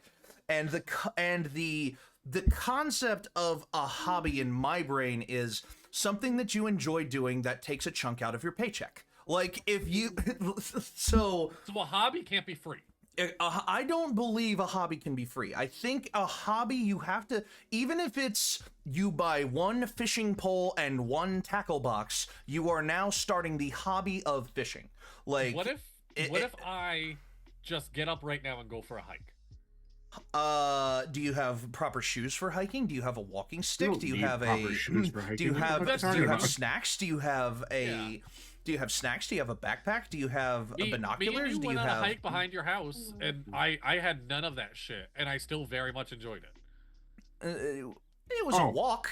Okay, so we're saving this for the episode. Yeah, no, so we will do a. So is it hobby? So is this something you want me to make, or is this a you episode? This might be I take your format and put my spin on it. Is it hobby? Love it. I do have so I have also a question because my friend presented this to me, gave me an amazing answer. If you had to start over from zero, nothing, be homeless, but you could start anywhere in the world, where would it be? Somewhere warm. Jesus. If you're homeless, you got to be somewhere warm. Nobody's gonna be like, I want to be homeless and in Alaska. I don't think there's a lot of homeless in. Probably New Orleans. You could New Orleans has a good street art vibe and whatnot. That it's not impossible to make money living on the street in New Orleans, and it's warm and food's relatively cheap. Probably New Orleans. Okay, Dippy. Oh, I'm starting from zero, but I can start anywhere from zero. You drop in any city, anywhere in the world. Anywhere. Because I changed my answer to Dippy's parents' house.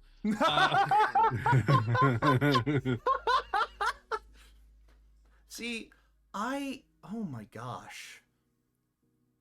If I'm starting from zero, do I have any... That's actually a great question. Do I have any of my family connections still, no matter where I end up? You have nothing. So you don't have a phone, you don't have anything, you're just there. You're dropped in a place, you have the clothes on your back. No, but do we still know our family? Yeah, of course. But okay, you have so no if way I of make contact. it to a payphone, then I can be like, I lost everything. I mean, just okay, well, it's not going to be going into that deep, okay? Where do you think in the world is the best place to start, to just be homeless? Now, if you had to start your life being homeless, where would be the best place to go? Japan. Why does a small part of me want to say that is the answer Vegas is that he also gave. A good get. Yeah. Why does Japan is because Japan is I think it's 98% of their country is it's only 2% of the country is actually homeless. Yeah. And they have 2/3 of our population. See, here's the idea behind that. There are countries that don't do anything about homeless people because they don't care. There are countries that do things about homeless people because they care about the image of their country and don't want any homeless people to ruin their image. And there are people who do things for homeless people because they care about the image of their country and they genuinely want to help people. So the split in those last two that I just described are some countries will just kill their homeless people to keep them from tarnishing the image of their country, and others will take care of their homeless people, put them in good shelters with good whatever amenities and get them started on a life track. But before Japan Dadley falls goes in the too middle crazy of that. into it, now Japan, the reason why they have such a low percentage is one, their housing. The housing is all stacked on top of each other. Anybody can get a house through government means you just have to register as a citizen. And two, the homeless are people that just travel. Yeah. They don't have a home, they just travel around. Or they'll if they are unhoused, they generally are able to find shelter at gaming cafes and other things. They're there's actually there's an interesting study done about it, which is why I knew immediately my answer. That a lot and the government's trying to help them move out of these gaming cafes and actually find places. But it's really interesting because a lot of them they have salary jobs, they have jobs, but the problem is they have issues finding actual housing, so they end up living out of the 24/7 internet cafes because at place and other libraries and other things, because at those different kinds of places they have showers, cheap food, all of these other stuff, and internet access, so they can do job interviews and things of that nature the entire time. So their actual housing, so they're homeless they're homeless, yes, but they are still they still have shelter of some kind. I googled what is the best state to be homeless in, because I'm not that worldly. I don't understand much of the world, and I actually found a World Population Review has a very cool metric of what support systems there are for homeless people and whatnot, and has made a score for each state. Interestingly, the number one state is someone in this call. And the number 50 state is someone in this call. Oh, Lord. Oh, shit. So what do we have to choose from? We have, well, is this someone where we currently live? Yeah, where we currently live. Yeah. So the So options Texas, are Tennessee, Connecticut. Texas, and Tennessee, Michigan. Connecticut, and Michigan. Yes. One of those is number 1 and one of those is, number, 50. What is number 1 and what does number 50 mean in context? Like number 1 is they take the most care of their homeless people. Yeah, number 1 is the most care. Number 50 is the least care. Mm-hmm. Oh, man. Well, if I'm going to say Tennessee is somewhere in the middle. Like, I don't think the homeless population has, like, a huge problem in the state of Tennessee. Like, there are plenty of things in the state of Tennessee there's plenty of resources for homeless people in the state of Tennessee, and there are lots and lots of homeless people, especially congregating around Nashville now. Like, I went on a walk to a rhino job and saw more homeless people than I had on any walk to a rhino job than I had in a while. And it was like, so I'm gonna say Tennessee is somewhere in the middle, not either extreme. Yeah. Because there are a lot, and I don't see a lot of care being taken for them, but there are also not so many, like a state like California. I would have assumed California was so like... here's the interesting thing about California. Depending on where you are in California, you could, like, legit live off the land year round. Yeah. I had an interesting conversation with the guy on a beach in Bodega Bay, California. Really obscure. If you're ever in the Bodega Bay area, I would suggest you go. It's like it's off the beaten path because, like, most tourists don't go there because it's a tiny town. But they have one of the most amazing beaches for their public beach over there. It's really awesome. And then in the town itself, there's like a couple really good restaurants, but there is a fishing shack next to where the oyster barges are come into port and everything to bring their haul in for doing oysters. And it's this little tiny fishing shack, and attached to it is like this gourmet oyster bar. Okay, in the middle of nowhere with the most delicious, fresh, like they were in the ocean that morning oysters. I don't normally eat oysters, but those were absolutely delicious. It's just anyway, I had a conversation with this homeless dude on the beach, right? He basically built himself a cabin out of driftwood. Fuck and yeah. Fuck yeah. And he's telling me how he basically lived off the land a majority of the year round. Because you can eat berries and things in the fall. You can raid the vineyards during the spring and summer. Yeah. He can catch fish out of the ocean and gather oysters and crabs and things like a majority of the rest of the year. And I was like, that's an interesting choice to be homeless by choice just to do that. But also, like, I love being on the beach. I will go beach camping anytime. However, year round, no thank you. Okay. So going back to the question Did Bradley freeze? Possibly. That's a very strange position for Dadley's camera to be in. I would have to assume that, yes, something weird has happened to Dadley. It started going towards his feet and it just had an error. It just went, nope. Oh, and there he goes. And there he's back. He's back. What happened? I whacked my knee on my desk and then everything went black. Oh my god. You knocked yourself out. Okay. So, I mean, I still have this list up. All right, cool. It just came back. All right, do y'all want to know or do y'all want to guess? I'm going to say that Michigan is one of the worst.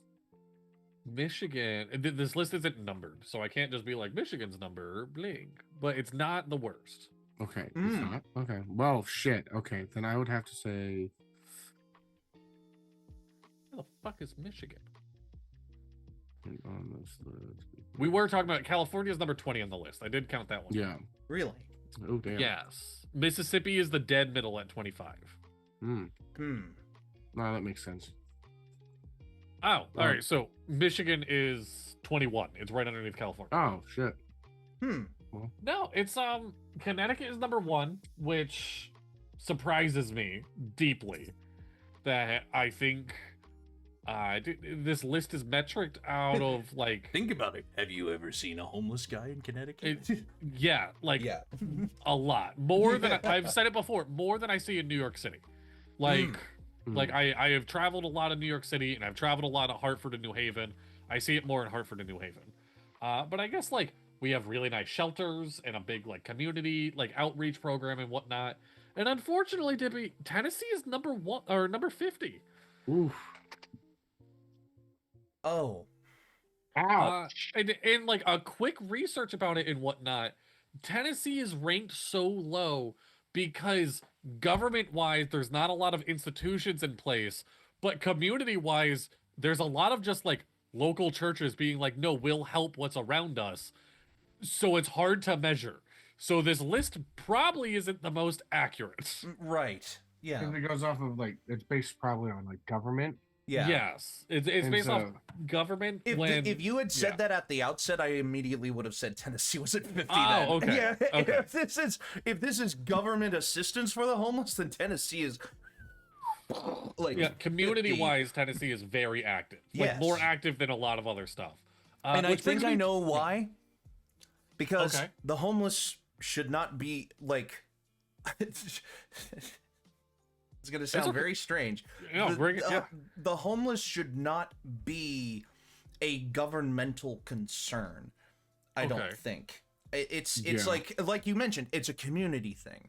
Yeah. It's down to like members of the community to or like you could set up a shelter, you could set up a soup kitchen, and those are all like non-profit, non-government funded things that like when people have to do it on their own, they will do it on their own.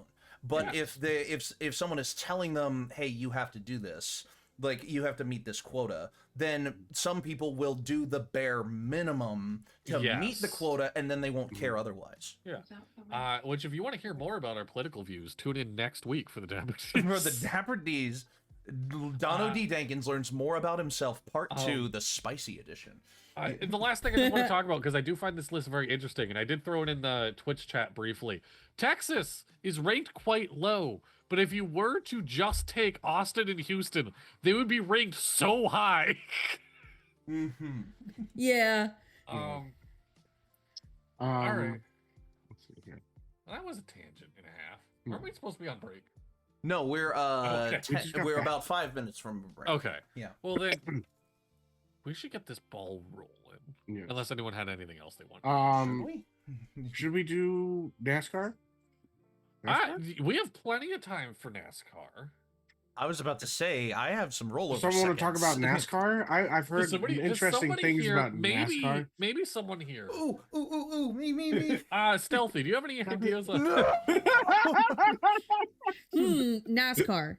You go in a circle. You're always turning left. Yes. Oh my god. And that's it. Yeah. All right. Thank you. That was our segment on NASCAR for the week. No, if anyone would like to talk about Digimon. Honestly, sadly, I've been watching the newest series of Digimon. Nobody fucking cares about Digimon. I'm not gonna lie, dude. I think you would actually like the new series. No, it's I literally just dope. saw a trailer for it, and it looks fucking sick. It does. It is honestly pretty fucking good. They do swear in the anime, which is like wild to me, but they can't talk about death. Fucking Digimon. I did just see a fucking video while I looked for how much time Dippy has in NASCAR. I did just see a video that was somebody like me in the world of Pokemon. I'm like, hey, Chikorita, I'm gonna go get Taco Bell. Chikorita. I like me in the world of Digimon. Hey, I'm gonna go get some Taco Bell. Yo, fuck, man, can I come with you? Like, I got my shorts on. Like, oh my god. Wow. I did not find how much time you have for NASCAR, so I'm gonna say you have 2 minutes. Okay. I think it's 2 minutes until NASCAR.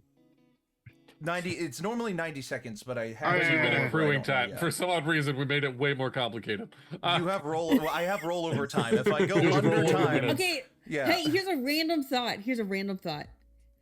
You have a Discord where you can add in sections. Oh, we could. Yeah. Here's a random thought. Utilize the tool that has been provided to Utilize us. the tool. It's like, all right, you're No, disposing. okay. Hey, I'm glad we I found started it. this fucking stream. I'm glad I found it We're because you like, went, hey, we should check the email more often. you went overtime last time. You have 35 seconds. Wait, what? You No, I'm that's glad 35 seconds of. That's 35 rollover 35 seconds. additional seconds. Yeah. Right. So what? 125 seconds. It's 2 minutes. So 2 minutes and 5 seconds. 2 minutes and 5 seconds. 125 seconds. No, you have a minute and Just 25 start- No, the that's a fucking minute gun. and 25 seconds. You have 2 minutes. Go. Okay, so this past weekend was the Jack Links 500 at Talladega Super Speedway, the spring race at Talladega. Talladega is, of course, one of the fastest racetracks in NASCAR because of some like super speedway drafting stuff and whatnot. And NASCAR almost had its largest wreck in NASCAR history. There was a wreck that happened in the middle of the race that took out 26 cars.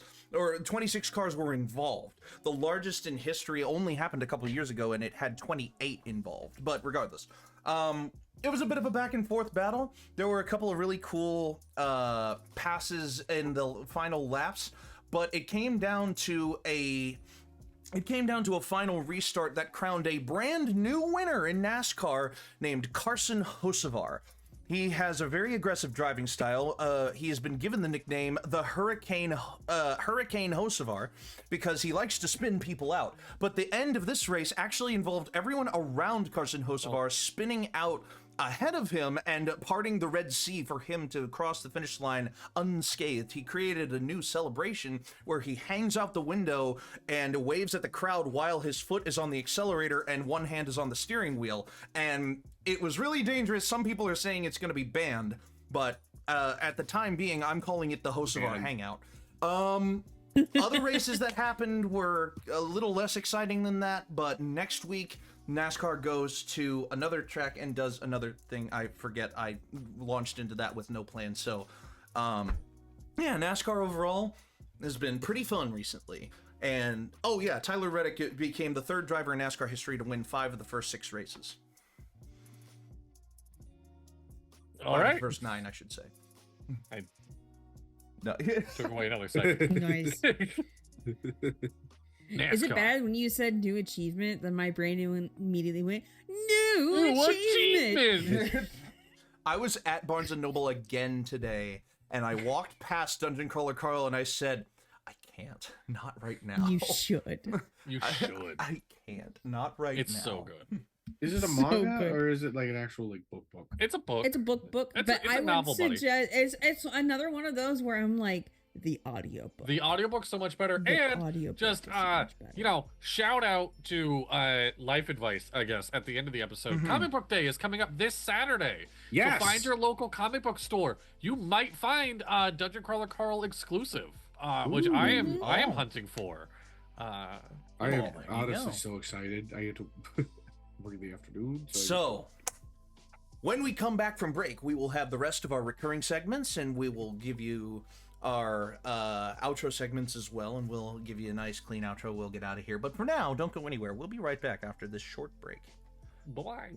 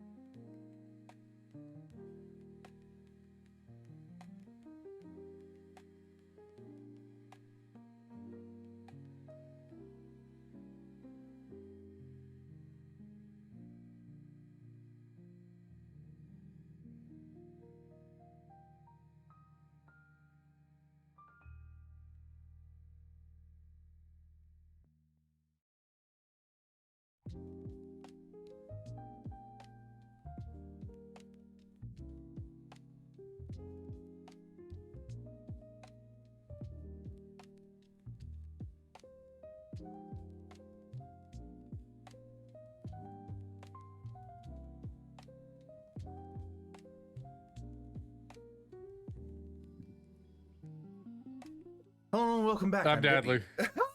And I'm Why Dono. would you ruin the sanctity? I'm dangerously stealthy.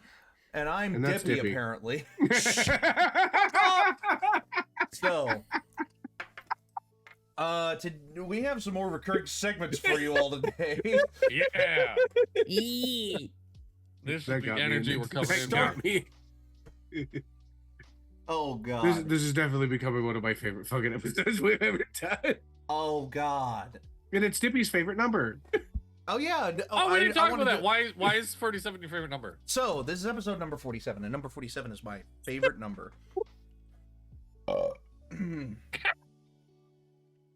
Okay, all right. I'm Okay. This is serious. Hands above the table where I can see them. So the number 47 is my favorite number because there was an inside joke between me and my buddies. Damn it. There was an inside joke between me and my buddies when I was in high school, middle school, whatever it was. Yeah. And my buddy came to us one day, our friend group, and said, "Do you know that number 47 is the most random number?" And I went, "What do you mean?" And so he found a website called the 47 Society. It might still be a real thing. And it is. So you can go to 47.net. And it is the 47 Society. 47 is the quintessential random number. Many have noticed, many have wondered why, many more have wondered, so what? The 47 Society is dedicated to exploring the phenomenon that is 47. So this whole website is just dedicated to the number 47. And we looked at it back then and went, this is so strange. This is our new favorite number now. So we just made a pact then to just be like, hey, this is our, let's just call this our new favorite number. Yeah. I'm just realizing that this is like a GeoCities webpage, and it says, you are the visitor. With what's supposed to be a counter there, but there's no counter. So you are the visitor to this page since November 18th, 1995. But yeah, so basically the number 47 is the most random number when you observe a number in your environment. Sometimes it's random, sometimes it's not. Sometimes you look at a a speed limit sign, and it has a specific number on it. Why does that look like the Twin Towers? Dono! And sometimes you see a number and you're like, wow, that's random. And 47 is the number that most, when you see it, you're most likely to go, huh, that's random. According to this website, at the very least. Okay. So back then, I called it my favorite number, and it still is. I follow the number 47 in NASCAR. Ricky Stenhouse Jr. drives it. I use the number 47 in like art and stuff sometimes. This is one of the most random episodes we've ever done. What the fuck? Kind of is. What in God's name? Nicolas Cage over Bliss Hill is crazy. I love Nicolas Cage over Bliss Hill. Also, 10 fucking Dippies just showed up. Oh my God. So, guys, look, I'm touching grass. He's an ant. He's an ant. Honey, I shrunk the Dippy. Honey, I shrunk the Dippy. So yeah, episode 47 was a fun time. Here's the original fucking 10 Dippies. I'm back in my old apartment now. Oh God.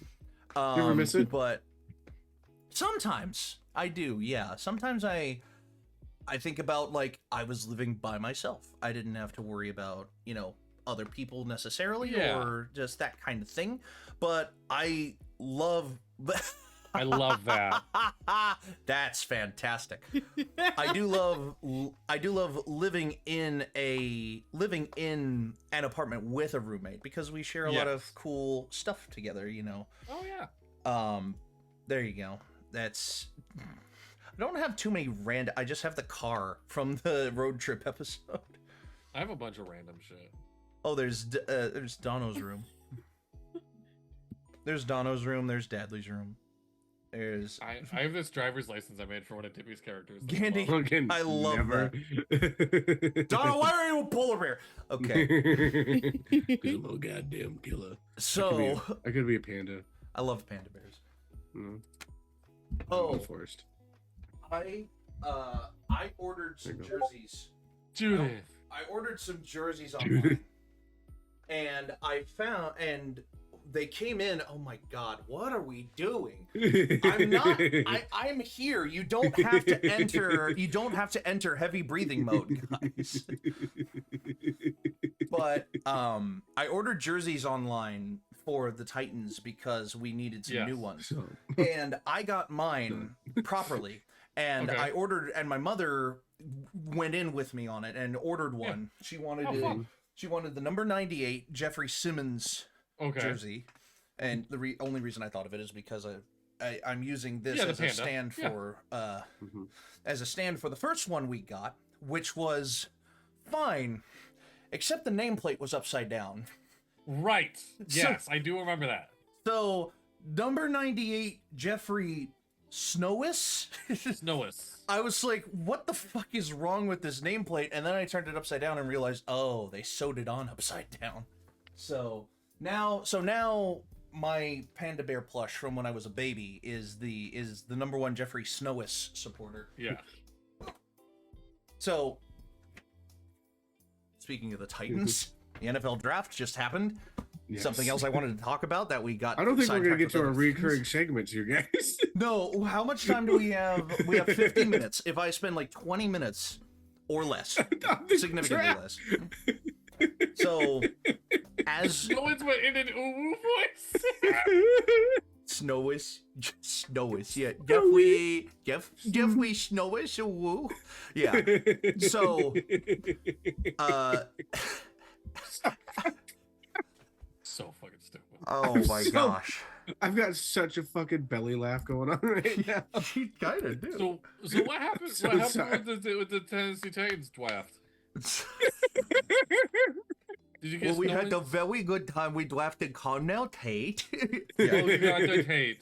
Carnell Tate. Okay, so yeah. As you guys may or may not know, I like the NFL. I'm a stats guy, and as a stats guy, that means that I'm a draft guy. Not every NFL fan is a draft guy. In fact, I might be the only one in here among the 4 levels of NFL fan that is the draft guy. So, so going into the draft, I was anticipating a couple scenarios. What I was not anticipating was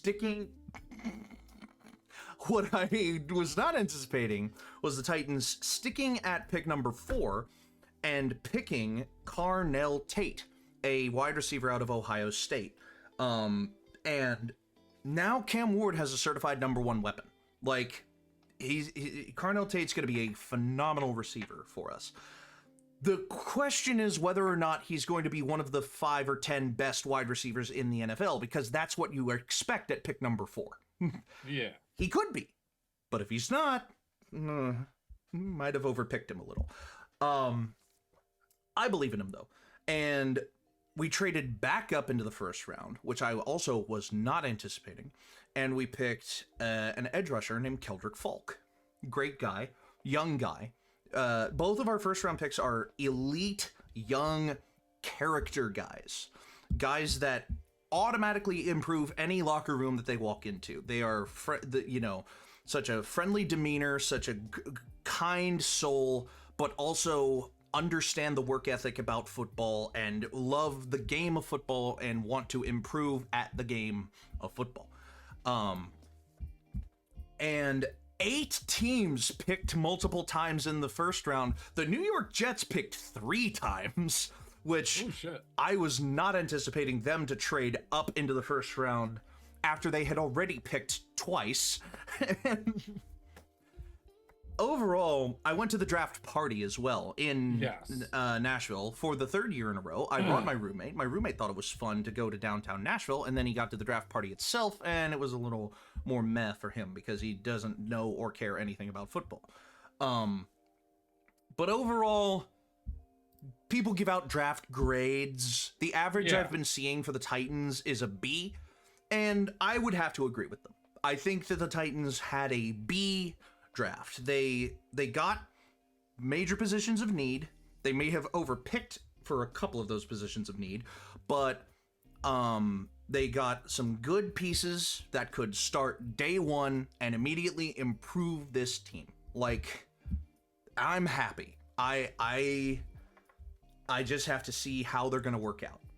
The Cowboys had a very good draft. Lots of people are calling the Cowboys draft a phenomenal draft. Like, average for the Cowboys is somewhere between like still find a way to choke in the playoffs. The Saints had an okay draft.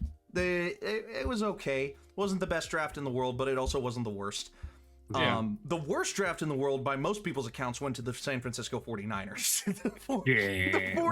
The 49ers have been a terrible drafting team for like 5 years now. They do not know how to draft players. Freaking, what was it? 2 years ago, they got like their quarterback was last pick. With the very last pick in the draft, they picked and Brock then Purdy, and turned then into that motherfucker took them to the goddamn Super Bowl. To the Super Bowl. Yeah, it took them picking dead last to finally make a good draft pick in the last 5 years.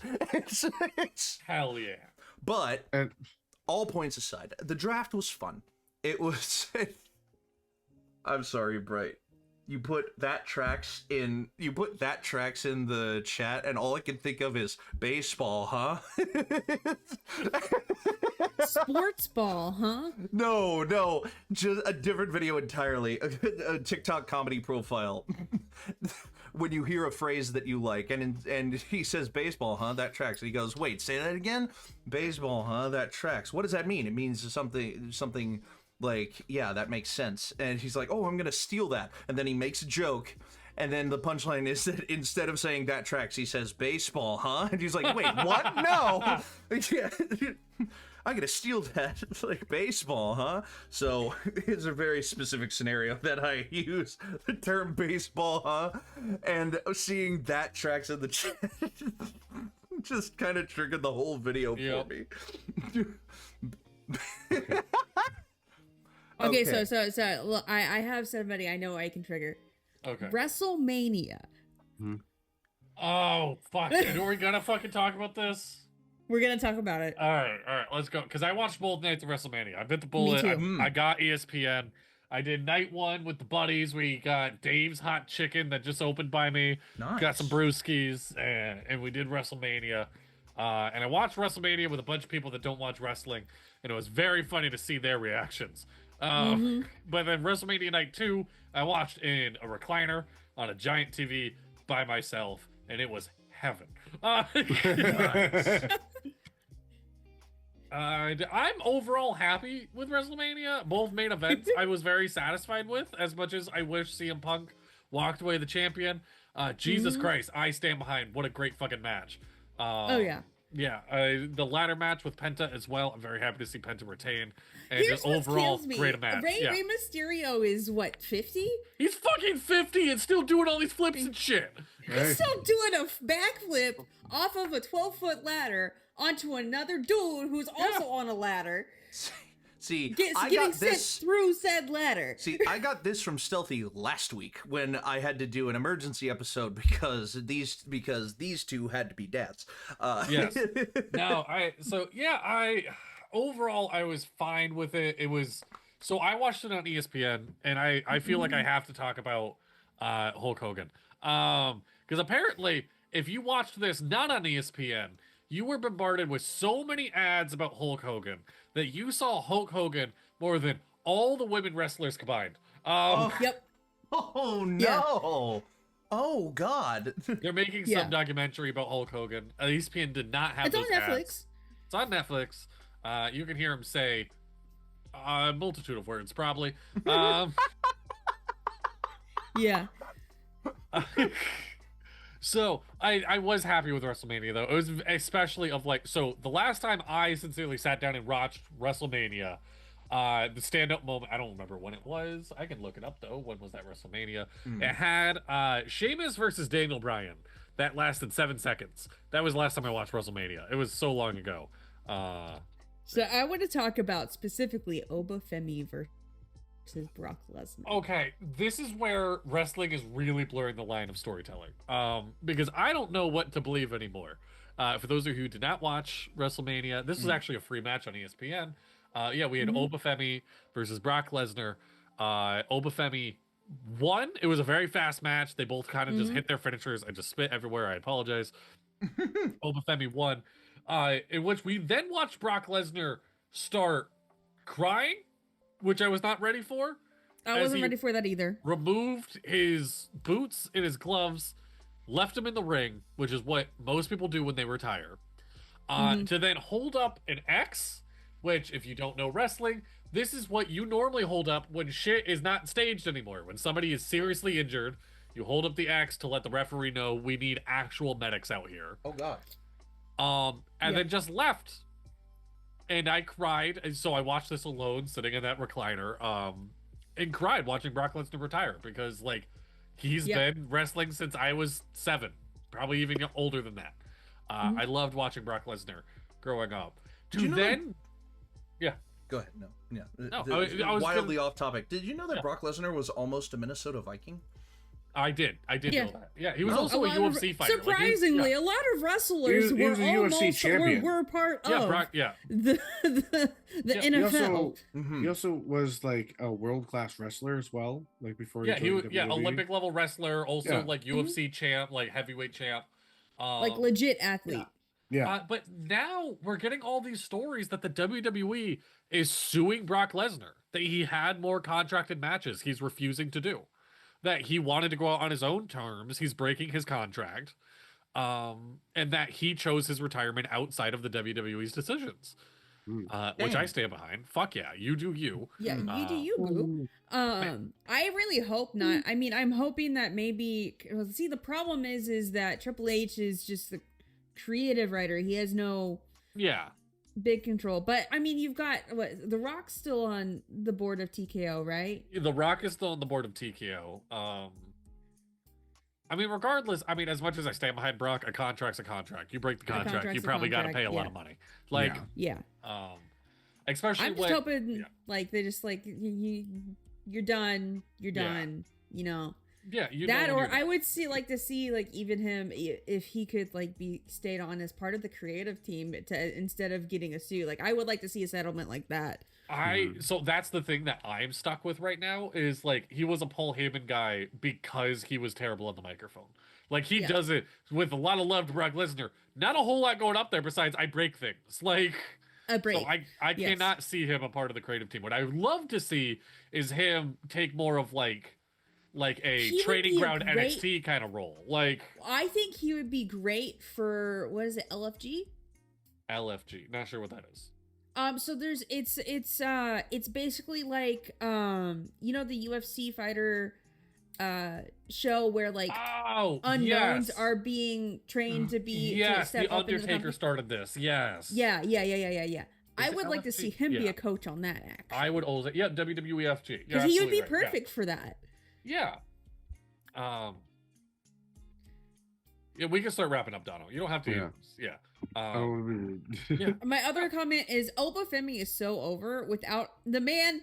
If you haven't watched NXT, you didn't know who he is. Yes. He had one match with Cody Rhodes, and suddenly he's the biggest name. Yeah. He's the biggest name. WrestleMania, very entertaining. I loved it. I was very happy with it. All right, Dono wants to go see his wife, so let's start wrapping this shit up. Well, we have a couple of recurring segments. Yeah. Then we have our outro, which what is the we have Urban Dictionary definition of the day. We have blind ranking. We honestly, if we want to skip that for this week, I don't have anything prepped. I don't know about you, and Donna wants to get going. I did not have anything prepped. Okay, so we'll do it a different. Other than a joke that appeared on a TikTok that I would have wanted to just exploit for views, but it's not. I don't know what kind of blind rank that would have even be if you guys also saw the same TikTok I did. I'm down. What is the other stuff that we got? Because we got. But then we have the outro. Blind ranking. Oh yeah. And then just outro. Yeah. So do we just want to do life advice? Life advice. Wikipedia word of the day. Yeah, Urban Dictionary. Yeah. What's the Urban Dictionary? You got that pulled up? I do. Give that. All right, Leo, hit me. Media recommendations. Yeah. We're almost done. So, your Urban Dictionary definition of the day is a word that I had to scroll down on the webpage so that my mother didn't necessarily see it when she was standing behind me. Okay. She's gonna hear you talking about it. Is the Urban Dictionary definition of the day is goon bait. Oh. Go. Oh. Easy. Oh. Yeah. Goon bait is like if we made the thumbnail for this Dapper D's episode, all of us with massive cleavage. Yeah. No notes. No notes. You Yeah, basically no hit notes. you basically hit the nail directly on the head. Yeah. Goonbait is sexualized content, most often posted in short form meme videos as a thumbnail or short section of the video. It can often be easily seen and interpreted as sexual in meaning, and sometimes as simply cropped off pornographic content, which bypasses platform rules. It is used to grab attention and pull in a larger viewer base, and it often works due to the sexual content within. Quoted, dude, stop playing Zenless Zone Zero. That game is pure goon bait. So back in the early days of YouTube, you wouldn't be able to pick your thumbnail. And Philip DeFranco figured out the exact percentage point in which YouTube would grab the thumbnail from and put a frame of Megan Fox in it. So his thumbnail would have Megan Fox. It would have nothing to do with the video. He would just be like, and really quick, here's a photo of Megan Fox. Yeah. And then move on with the video. Yeah, like, pretty much. Here's what you all came for. Yeah. Yeah. This is quoting the deep magic, the dark days of the internet. So, yeah. And then So you something wanted- that would be a little harder to guess. Burnout child syndrome. Burnout child. I mean, this Oh, is, that's fucking. That's No, easy. You're yeah. you're a former gifted and gifted kid in school. It has nothing to gifted kid in- do. It is not specifically tied to academic ability, actually. burnout child. Child syndrome. This is when you're around kids too much. It's basically, this is not tied to gifted kids specifically. Is this dealing with like how an adult can be like, I am so done with being adult, I'm just gonna be a kid right now? No. No, that's called No? little space. Oh.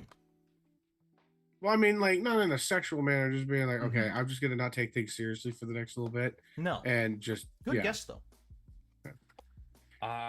Okay, so is this burnout child syndrome? Is this like You guys this got point kind of close. It's just, Yeah, it's not tied to being gifted specifically.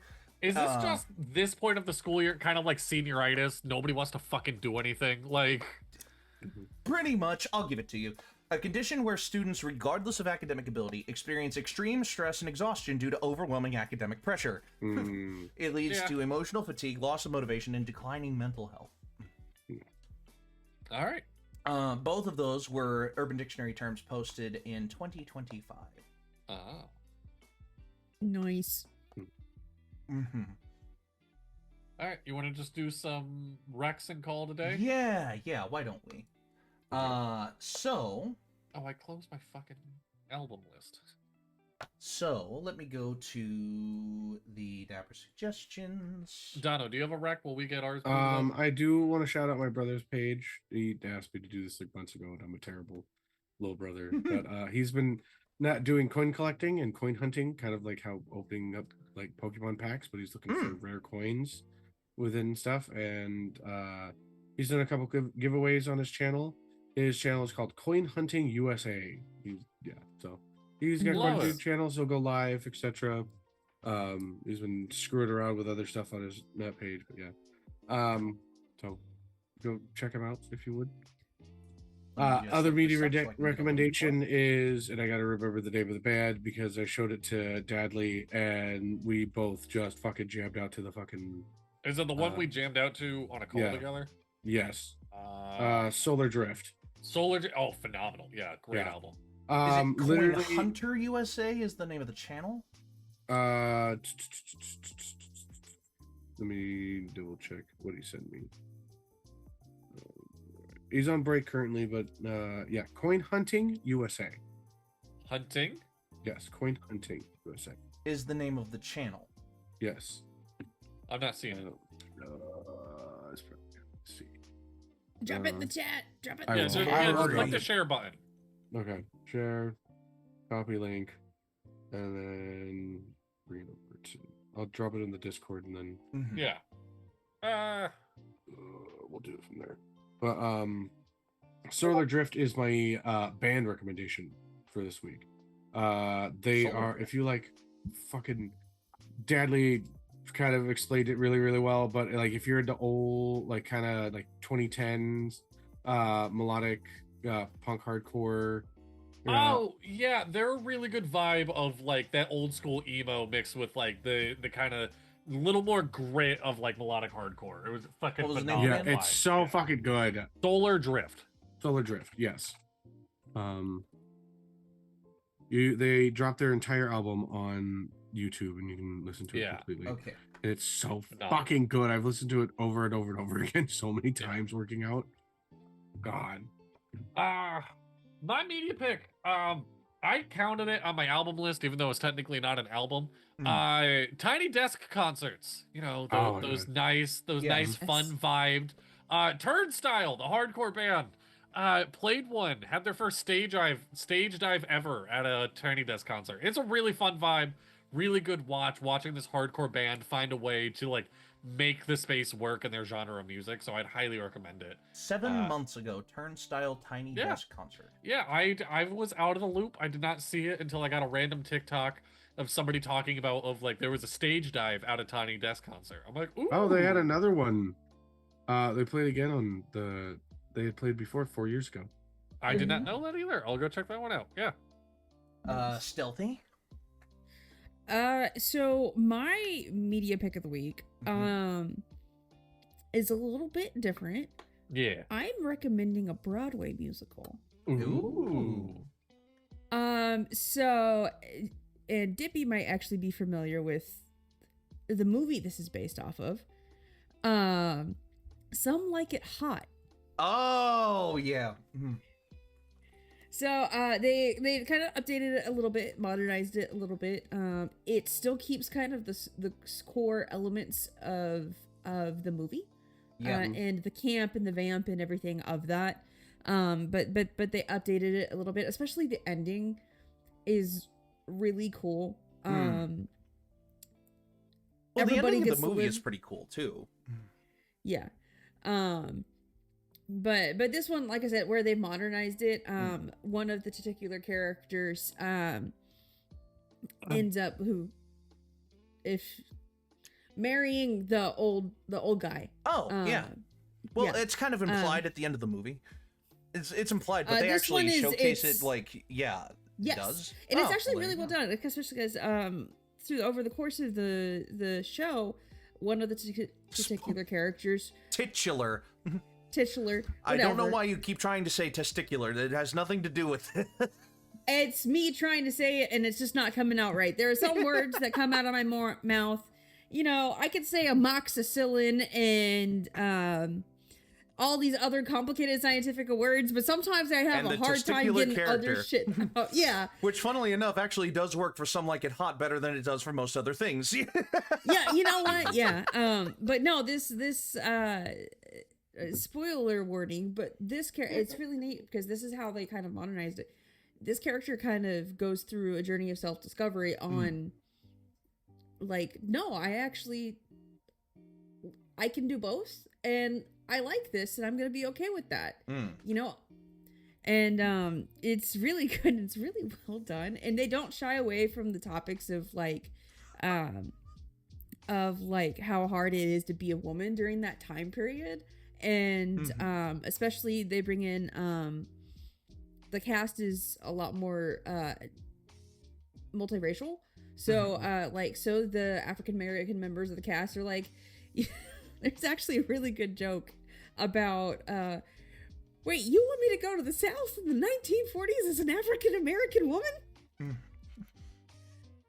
No. Also we're going to California. Also watch Green Book. Yes. But yeah, no, it was really well done. I went in with like I don't know about this, because sometimes the jump from movie to Broadway musical isn't always done correctly, and it's kind of ends up being kind of lame. This one was done really well, where they preserved all the same camp from the original movie and everything, and then kind of brought it forward a little bit. Some Like It Hot into is the a modern great day movie. Like genuinely it's a great movie. A Marilyn Monroe role as well. Monroe roll your boat. So Some Like It Hot the musical. My recommendation.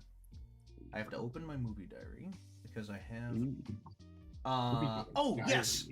So, there is a movie that made its British premiere last year, like well into last year, like August, July of last year, about a one of the most influential educators on Tourette's syndrome from the 80s and 90s, named John Davidson. The movie is called I Swear. It just got its international, which means for Britain, that means American, release. And I went and saw it with my mother in the theaters this past, just a couple days ago. Actually, it was, just a couple days ago. And we loved it. We thought it was a phenomenal movie. And very respectful to the, I want to say disorder that is Tourette's syndrome, but also showcasing that when John Davidson started having Tourette's syndrome at the age of 15, nobody understood that it was just a mental disorder that had suddenly developed like so quickly. It literally, he was a normal guy, he was a normal boy one day, and the next he started developing Tourette's syndrome, and a day later he was fully diagnosable with Tourette's. Like he went from 0 to 100 in the span of like 2 days. That's crazy. And you know, he was shunned for it. He was a bright young boy. He had a future with the Scottish football team, and suddenly, because of his Tourette's, he was ticking so much that he couldn't actually control whether or not he would, like, stop a ball in play or that kind of thing, because he was a goalkeeper. Yeah. But overall, Robert Aramayo won the BAFTA Award for Best Actor for his role as John Davidson in I Swear. And he absolutely fucking deserved it, because Robert Aramayo is a great actor anyway, and he portrayed a man with Tourette's to the point where I wondered if he actually had Tourette's himself. I had to look up that he didn't, but Robert Aramayo has a phenomenal performance in this movie. And you can go see it in theaters, in AMC Artisan Films theaters. You can go see I Swear, and I fully recommend that you do, because you will learn more about Tourette's syndrome watching this movie than you will have known about it going into it, unless you are a doctor that has known about it your entire life, because it covers everything. It covers the whole spectrum. Or you have Tourette's. Can I just say, within like our medical knowledge and within the world, in the last 10 years, mental health has had such a significant change in like what it means to people, and it's insane to me, because not part of my there's always the thought process, which is like, oh, if you could go back in time, what would you change? And shit, my brain is just like, I don't want to. Like, fucking people understand me now. Like, I can be understood, and people communicate better now than they ever did back in the 90s or in the early 2000s. Like, it's so much easier, and I don't feel like I'm walking on fucking eggshells all the goddamn time anymore. Damn straight. Like, you can call out people and being fucking dicks more often. And it's not, oh, it's like freaking people get pissed off. It's like, nah, I was a shitty person. Like, thank you. Fuck, man. Yeah. As for life advice, go follow your public library's Instagram. Ooh. It's getting Still waiting nice for out. that book to hit me? Well, we're waiting for you to come down to the public library.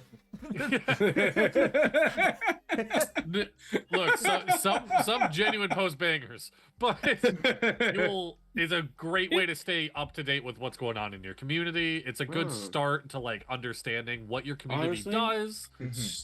Go follow That's part of my life advice. I went and got my library card today. You did! Oh my god! Yes! There you go. I'm a fucking It's like legit, like the libraries, especially like with everything, because you know people like to read on their freaking phones, but like no, they have like all these other resources that most people don't think about. Like you can like a lot of libraries now where you can like rent out sewing machines and shit. I can rent a quilting gun. I don't even know what that is. There is a giant academic library at MTSU, and they have a makerspace which is the Oh, space wait. yeah. I just got yelled at to show my library card on stream. I mean, there's a picture of it in the under the in the Discord under the bookworms section on where the worms confabulate. But this is my library card. Aww. Snoopy. How cute. It's Snoopy. There's a Snoopy card. All right. It's So it has a adventures out makerspace. there. It's an adventure outfit. What is this makerspace? The makerspace is basically just you. They have 3D printing equipment and VR equipment and Oh shit. AR equipment and stuff like that, AR, like augmented reality equipment and okay. augmented reality equipment. Now they And get the other all makerspace kinds of stuff downtown. like that. Yeah. No, so like this one's really cool. They've got multiple 3D printers. They have a glow forge. They have multiple computers in their makerspace that are loaded with like a full setup of Adobe Craft. The Adobe That's Creative awesome. Suite. Yep. Yeah, Creative Suite. And all kinds of stuff there. And that's just at the one. There's like 4 libraries in the town, and that my one library card gets me into all of the libraries in town. Oh, that's fun! so nice. There you go. Yeah. I know that with another thing with the library is there is a streaming service that you can get from having a library card, and it gives you access to like free movies. Canopy. Books. Kanopy. Yes, we should definitely drop a link of that in the description. Well, you have to have a as library well. card for it. So Yes, but like or so a student email. Really? So any students watching our program, what are you doing here? But secondly, you can go to. You should be studying. You should be studying. Yeah. Finals Great are coming up recovery. soon. Finals are coming up. Are you ready? Stress. Nightmare. My life advice. Oh man. Insert profound quote that I said in the first hour of this stream here. I don't remember what. I also don't remember what it was. I loved it. if Don't you- remember Go back what to it the beginning of the stream. Watch it again. Go back to the Something beginning. Watch it without again. memories. Yeah, if you cannot find if you cannot find a way to relive the past, then you are losing a small part of your humanity, or some weird thing like that. I genuinely was trying to remember it this whole time and I couldn't get it. So With Just cheese? so the life advice. So for Dippy's life advice, please return to the beginning of the stream and pay attention. yeah. Dippy's life advice is follow us on Yeah. YouTube to watch it. Aha. Hey. My life advice is don't do drugs, and if you do drugs, start with a low dose first. Don't go too hard. Or... That's how my advance works. I'm kidding.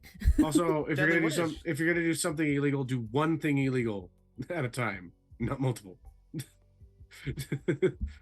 What's up, Dippy?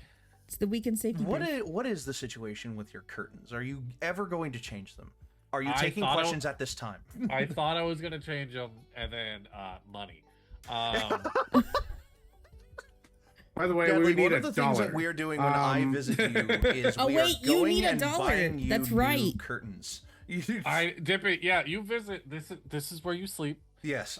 So you have these curtains right here. I this is will burn those curtains. These and are going to buy be your you new blankets. Oh, they better not. Oh my god. $1. If you donate Hey, we $1. got the dollar. Thank you, We got Stealthy $1. Chaos, for $1. Thank you for the curtain fund.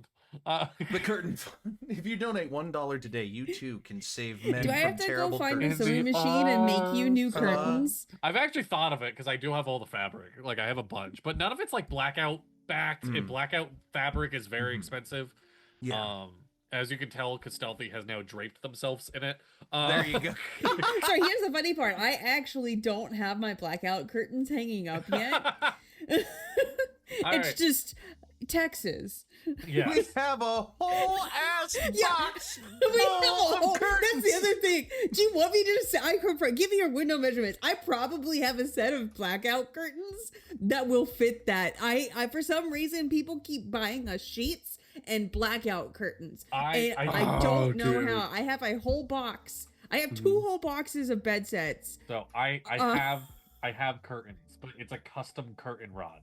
Oh. So I now have to get a new curtain rod, put holes in the plaster wall for it. It's a process. Upcoming schedule tomorrow. Come have a sip of coffee with your favorite vampire fighters. We have Strahd and Coffee. It's Strahd and Coffee Chapter 2. Chapter 2. Watch me consensually torture my friends. Friday. Inquisition. Inquisition. Yes. Friday. And then tune in Monday for our political views, where 2 of the 3 of us are going to fight. I don't think it's going to be so much a fight. Here's the thing. I'm nervous. Here's the thing. That's bold. That's very- bold to do a political views one. Yeah. And kinks.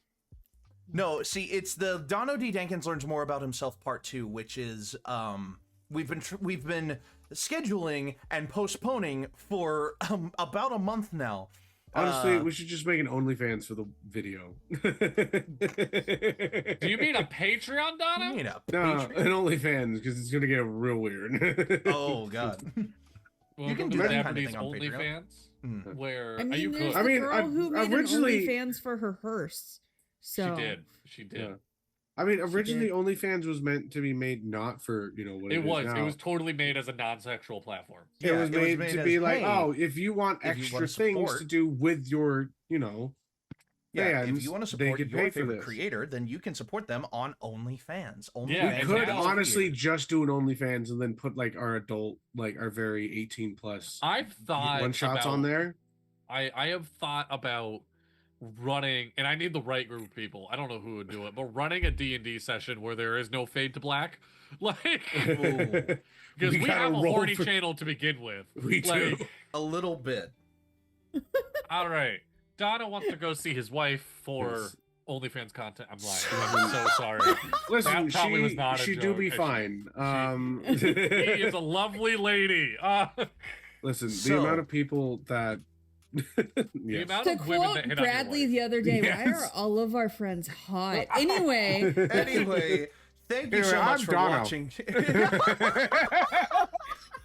Thank you so much for watching. Strahd and Coffee tomorrow, Inquisition Friday, Dapper D's Monday, and until then, I've been Dippy. I am unfortunately deadly. And I'm Dono, finally coming in on nighttime. I am dangerously stealthy. And until next time, your adventure matters. And roll some Dapper. initiative. Oh yeah. Bye. Bye-bye. Bye. It's deadly. You were. God I damn. know you hate feet. Never mind. I'm sorry for stepping Leave. on your toes. Leave. Stay dapper. Roll your initiative. Bye. Bye. Bye.